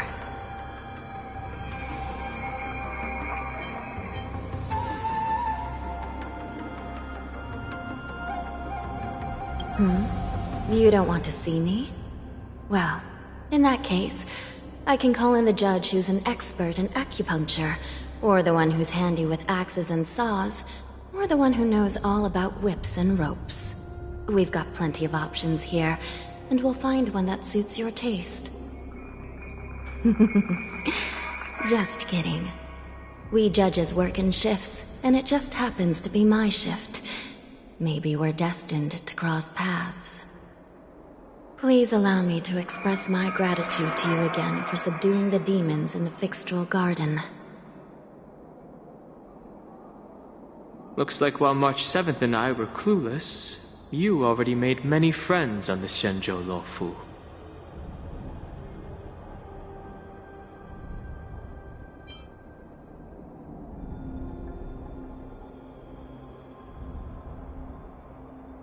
Even though you and I have met before, we can't show any favoritism under the Ten Lords.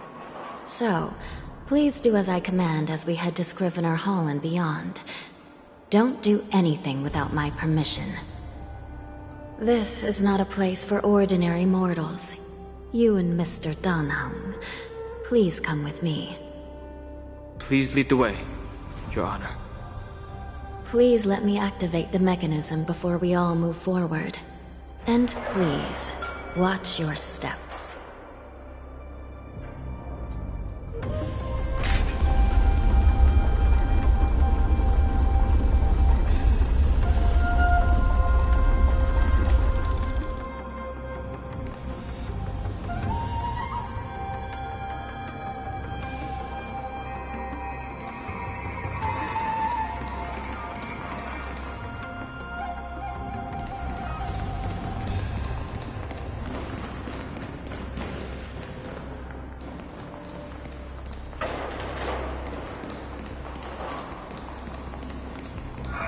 Be very careful and watch your step as you make your way through. The terrain inside the shackling prison is treacherous. One wrong move, and you could end up plunging into the depths. And if you're really unlucky, you might be frozen solid or burned to a crisp before anyone can help you. Gee. But with your skills, I don't think you need to worry about that.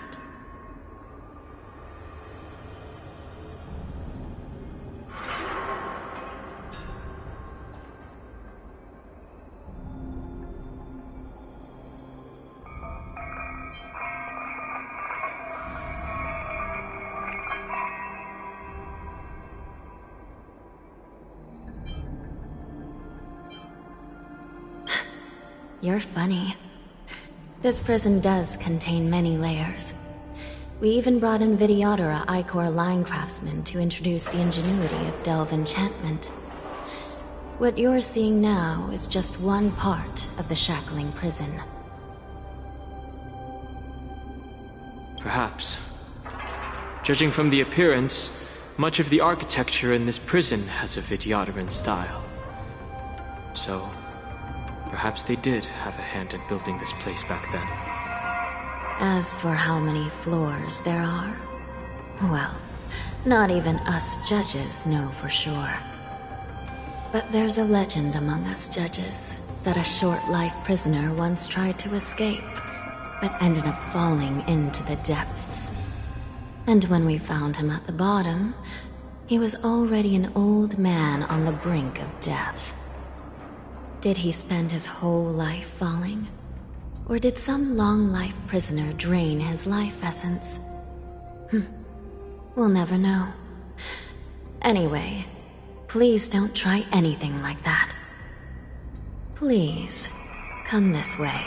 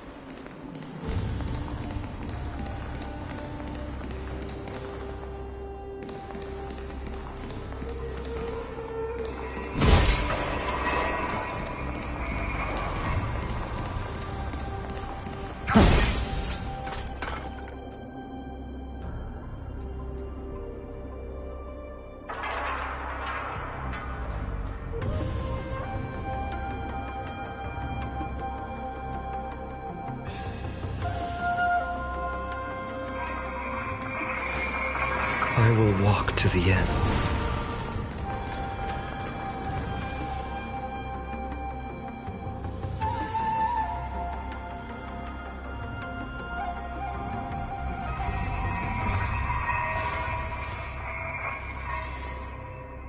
My childhood musings, huh?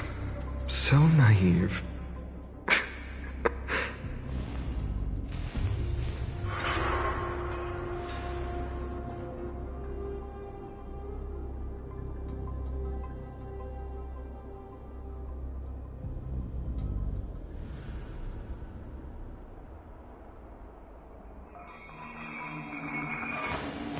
I will walk to the end with all your wills. No matter the cost.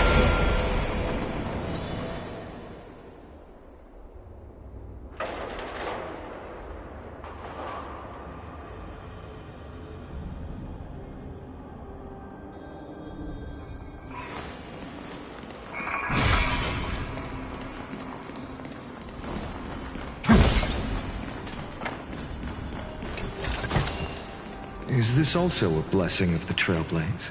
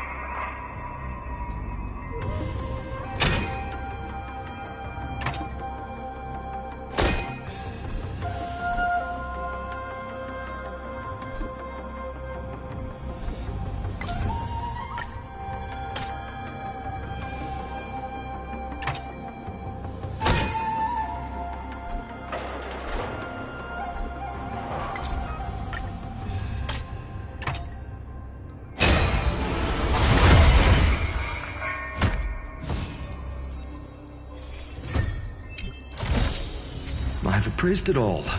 No fakes.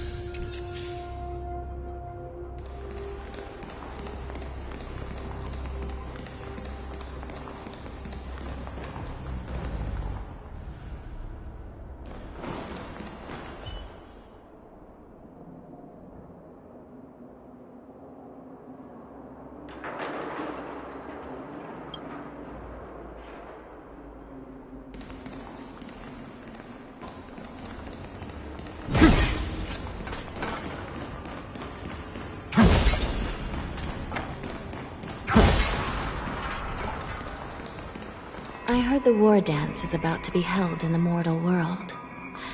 I remember watching a sword duel at the war dance with my sister when we were young. The Cloud Knight, who was the Luofu's ringmaster, was an amazing swordsman, and their sword flashed like lightning. The Outworld Challenger had fiery red hair and a hand made of steel, which roared like thunder. They battled for a long time before a winner could be declared. Time sure flies. Now, both my sister and I are residents of the Netherworld, and we will never again feel the thrill of a competition.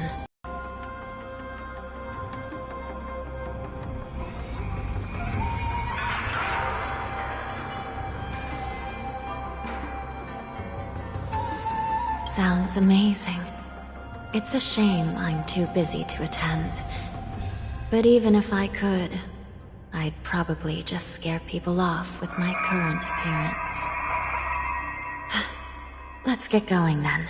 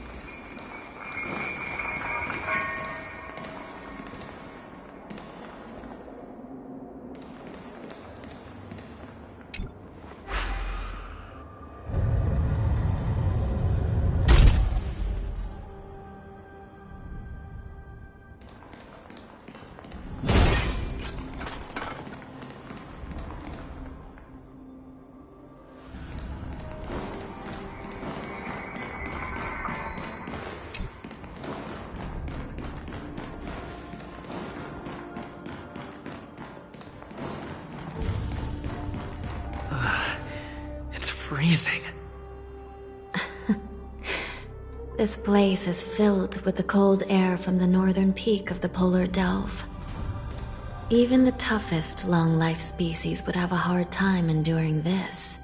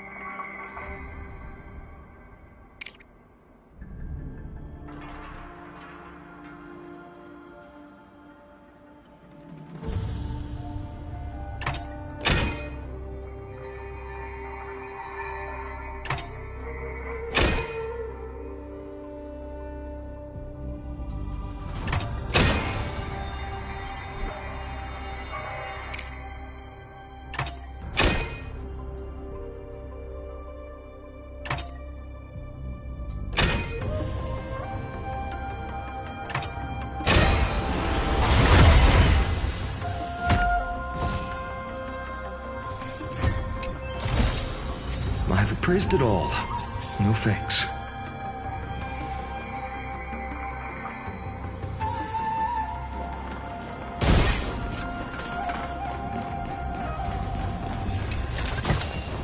Is this also a blessing of the Trailblades?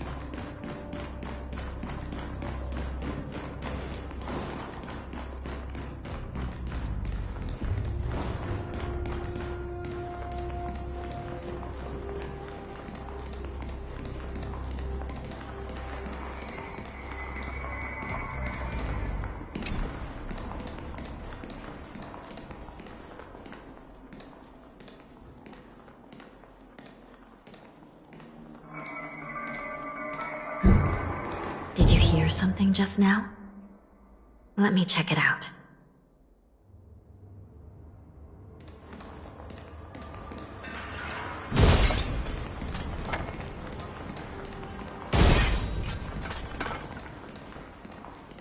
Ugh, what an eyesore.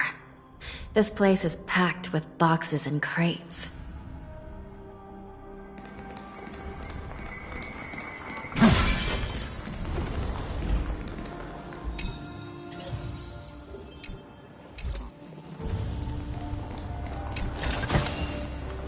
Appraised it all.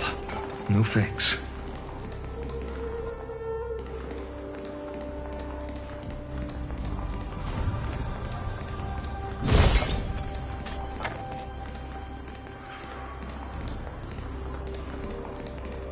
These crates, they look oddly familiar. A few days ago, the Spiritfarers received reports about an IPC transport ship that was attacked by Borison. Then, a bunch of those abominations were dumped into this place. I had a feeling there would be trouble during the war dance, but throwing both the pirates and the cargo in jail? That's a new one.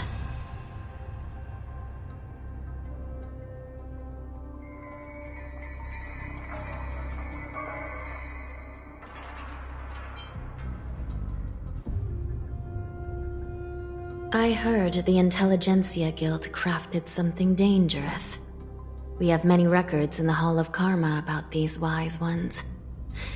They love to tinker with forbidden technologies, always trying to push the limits of Ingenia. I caught a glimpse of the mechs in those crates, and they bear a striking resemblance to Borison. I wonder what they're planning this time. Well, business first. Let's keep moving.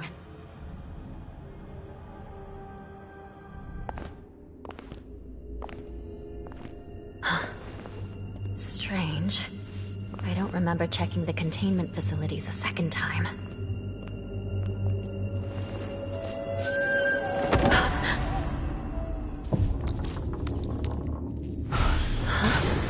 Watch out!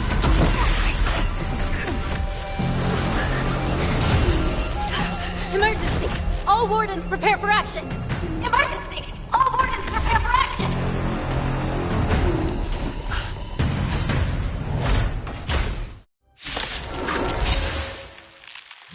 What's happening here? Why are these things moving on their own? Something's wrong. The guards aren't responding. You can't run!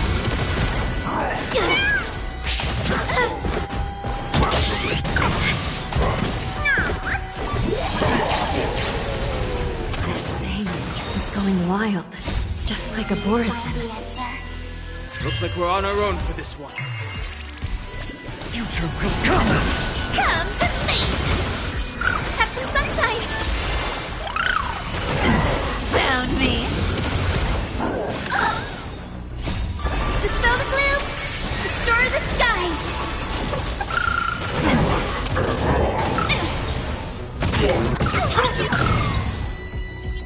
I can't let them down. With enough believers, lives become reality! Gotcha! Fury of innumerable core flames consume me. So tear the sky!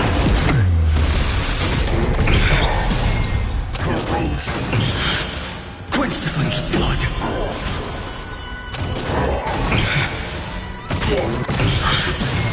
Branded with strife!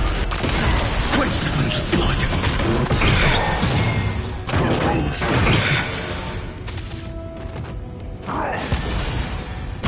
Her agony! Hail the new dawn!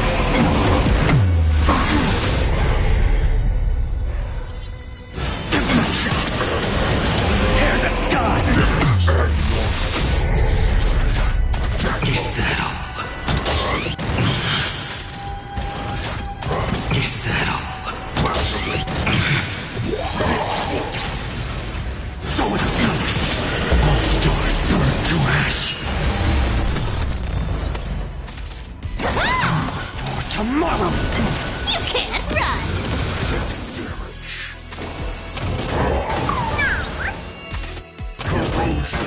Sure. Dispel the gloom! Restore the skies! Have some sunshine! Can you find the answer? Future will come!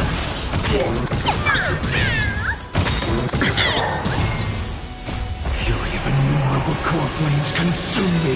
Hail the new dawn! Empty ship! Tear the sky! But how is this even possible? The Spiritfarers follow the protocols, cutting off power to the mechs and sealing the crates. How could these mechs still start moving? It's just like what happened in the Artisanship Commission before. These goods went haywire and attacked everyone in sight.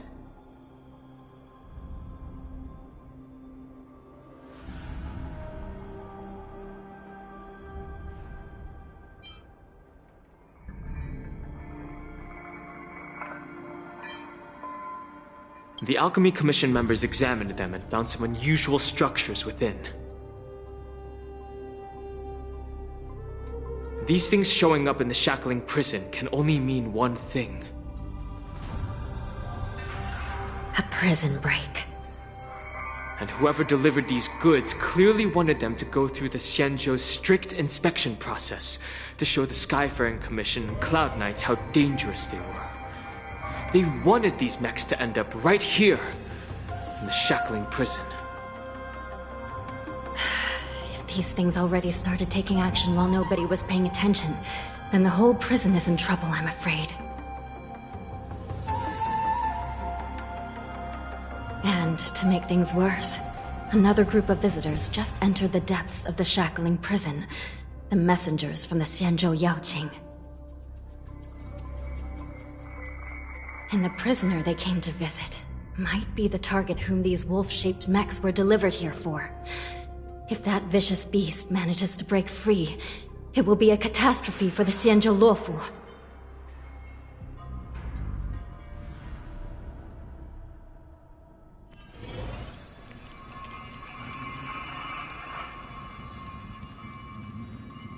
Here we are. Have we arrived already, Your Honor? Shouldn't there be a cage here? The most notorious felons are locked away in the solitary delves, deep down in the prison. Those delves can't be opened without proper authorization. The blue bird paves the path, and the Stygian lanterns illuminate it. Help me light up these lanterns, and the way to the bottom of the shackling prison will reveal itself.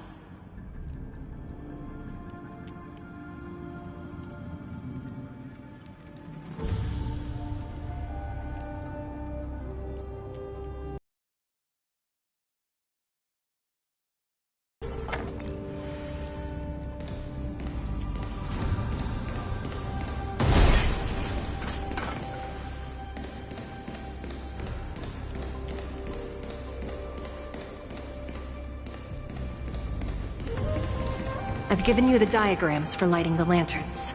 Please take a look.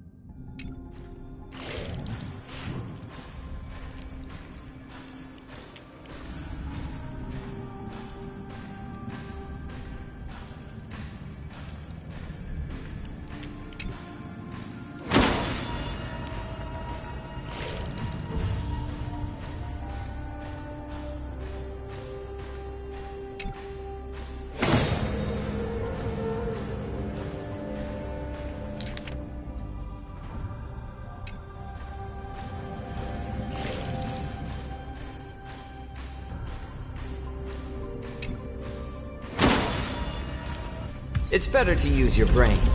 Save your strength.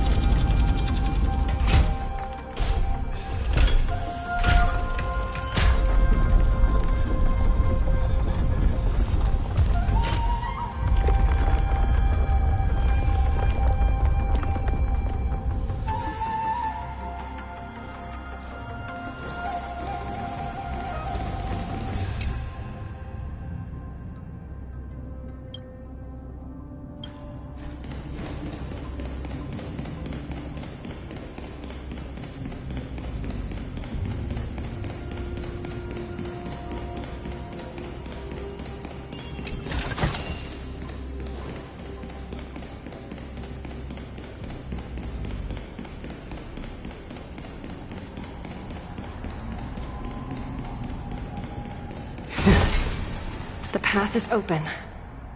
Once we descend to the bottom of the prison, please do not do anything reckless.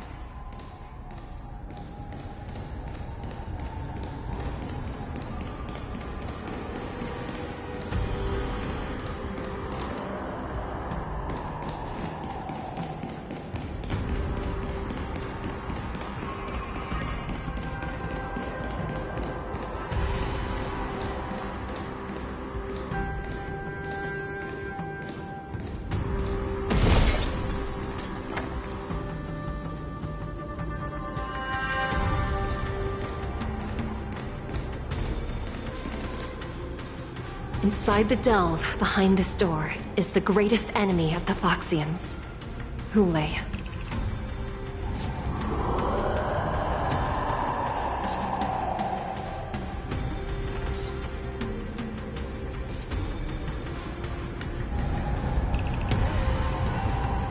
According to custom, envoys from the Yao Qing visit the Xianzhou La Fu once every century to check on this abomination's imprisonment and condition. Even though the Ten Lords Commission sentenced Hule to the Forest of Swords, suffering every day for the rest of his life, I understand that the Yao Qing messengers want to see him dead. Unfortunately, for the past 7 centuries, they've had to return disappointed, because this beast simply can't be killed.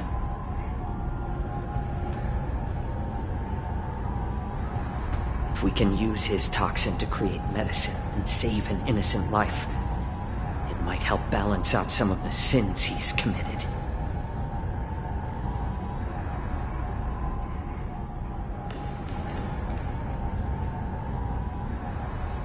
Could you be the key to a cure for the General, Hule?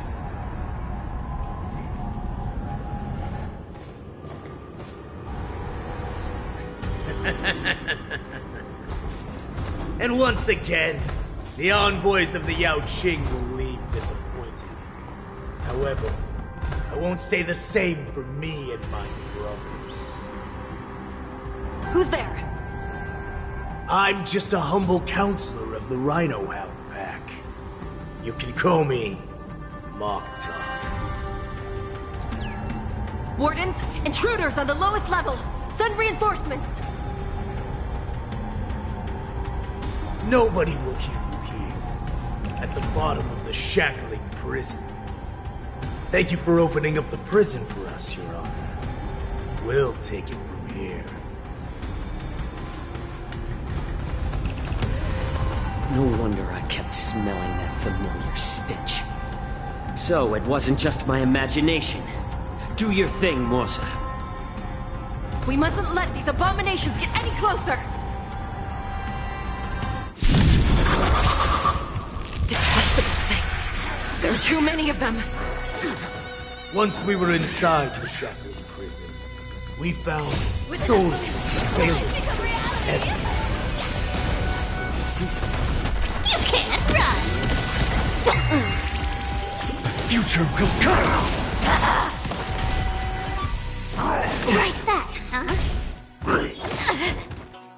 Like that, huh? Can you find the answer? A little more heat here. Found me. Since you're already here, why not have a meal before you leave? Feeling spiffy? For tomorrow! This is the flame chase. Fury of innumerable core flames consume me. So tear the sky! I suggest you surrender now. Of course, I'll still kill you all. But I promise it'll be swift. Hail the new dawn! Quench the flames of blood!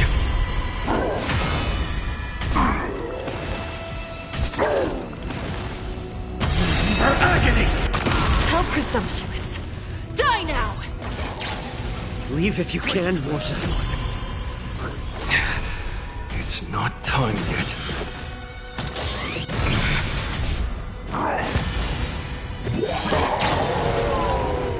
Granted with strife!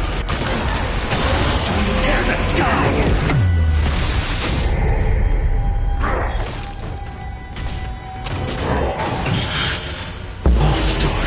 To ash.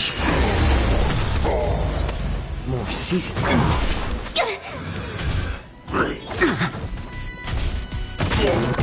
I can't let them down. Future will come.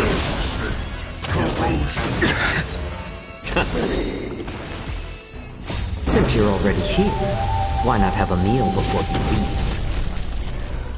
For tomorrow. I'm fine.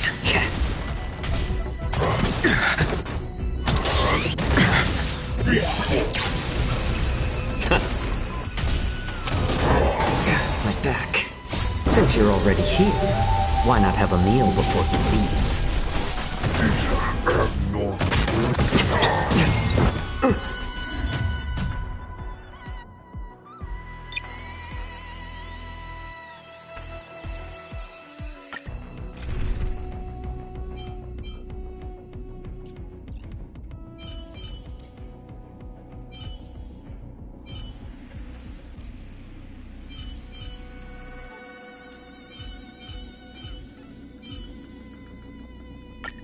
If you're wounded, Lord Finan, please let me know as soon as possible.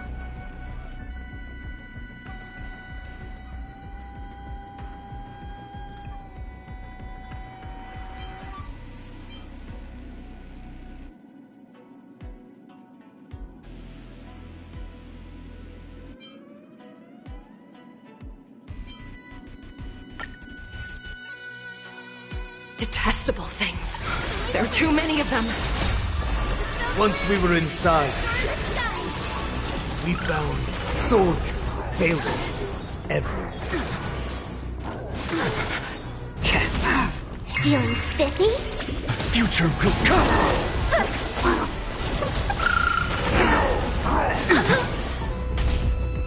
Like that, huh?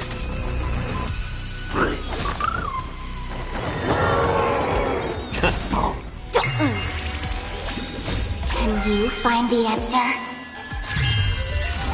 For tomorrow! Fury of innumerable core flames consume me! Hail the new dawn!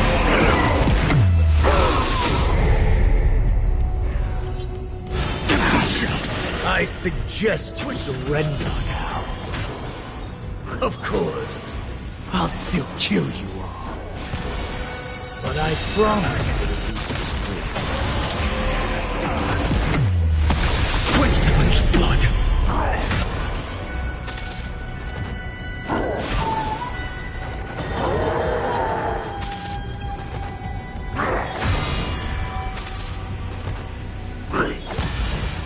Granted with strife! Hail the new dawn!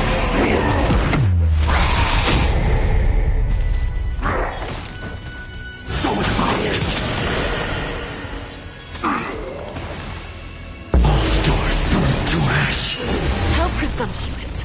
Die now! Leave if you can, Moza. It's not time yet.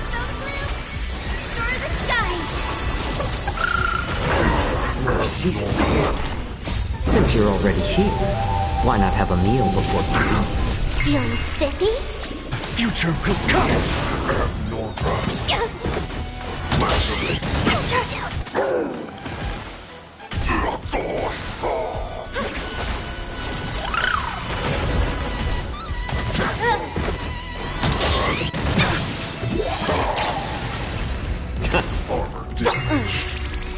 For tomorrow!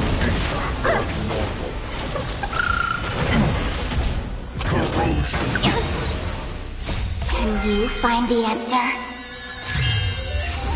A little more heat. Since you're already here, why not have a meal before you leave? Feeling spiffy? Future will come!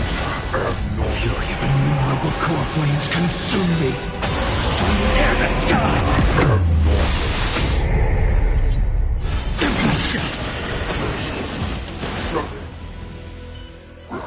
Guard the gate! They can't be allowed in!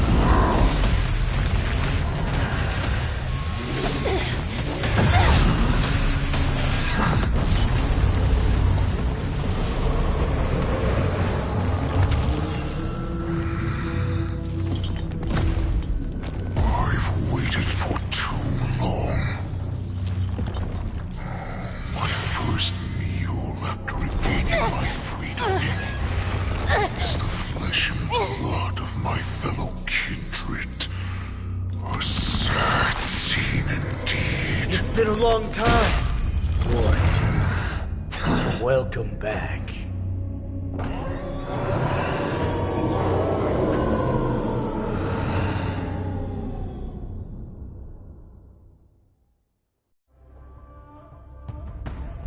How many times has Verdantia spun around since our last hunt? Duran's whelp. Tell me your name. Oh, great Hule, nemesis of the Foxians, and the hunter of all beings. I'm Moktok, a humble counselor of the Rhino Hound Pack. I am only one insignificant heir spawned from your bloodline. It's been at least 7 centuries since you led our pack through the hunting grounds of the stars. I'm thrilled to see that you are as cunning and skillful as ever. 7 centuries. 7 centuries have passed. But why have Duran's whelps grown to look like this?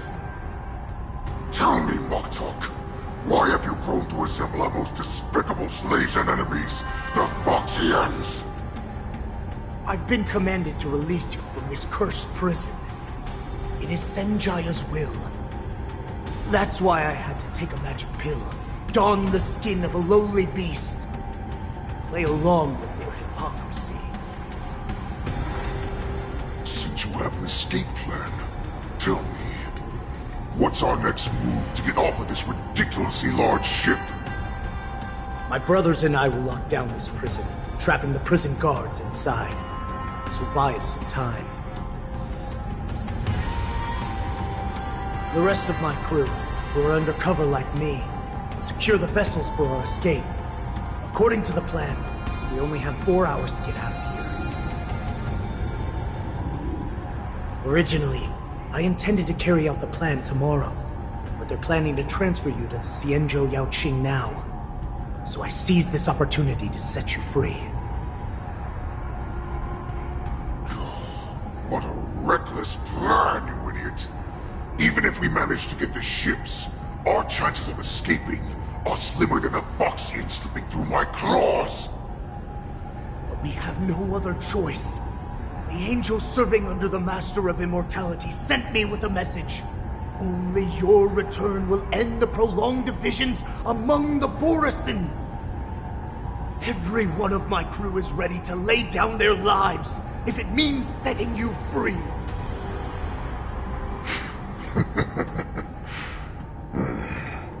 A sneaky weakling like you is actually showing some reckless bravery with this plan. Fine.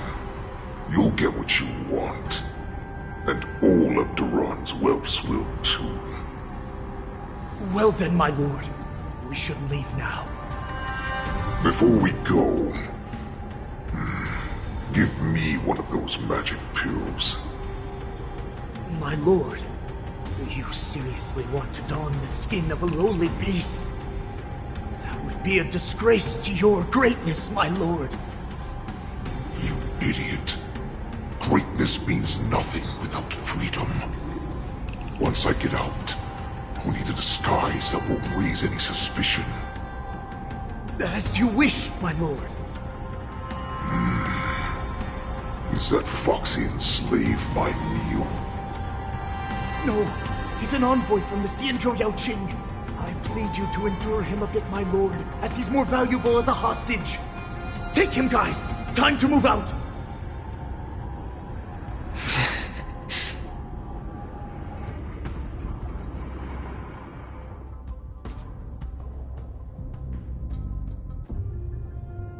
Madam Hanya, the wardens in all areas are regrouping.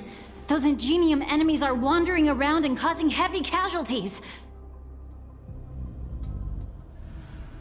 And to make things worse, those iron wolves broke open the cages and let the criminals out! We've called for backup, but it seems like all communication is jammed.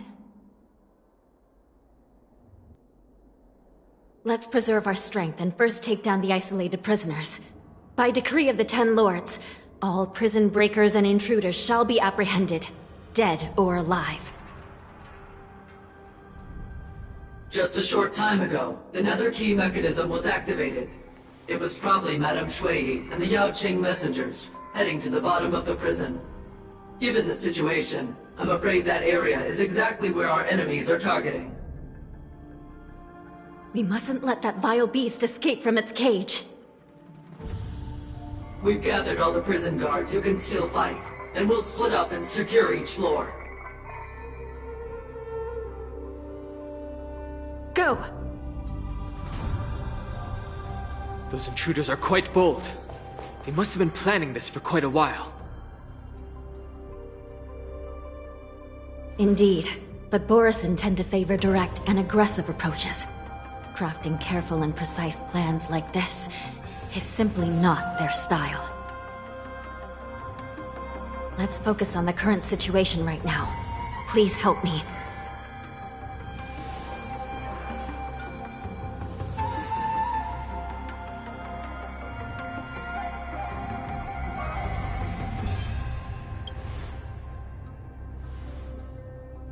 What's the fastest way to the bottom of this prison, Miss Hanya?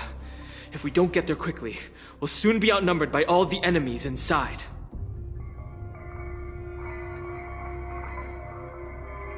We'll have to bend the rules. Please, follow me. Prisoners must remain in place and obey the By decree of the 10 Lords, all prison breakers and intruders shall be apprehended, dead or alive. Yes, ma'am!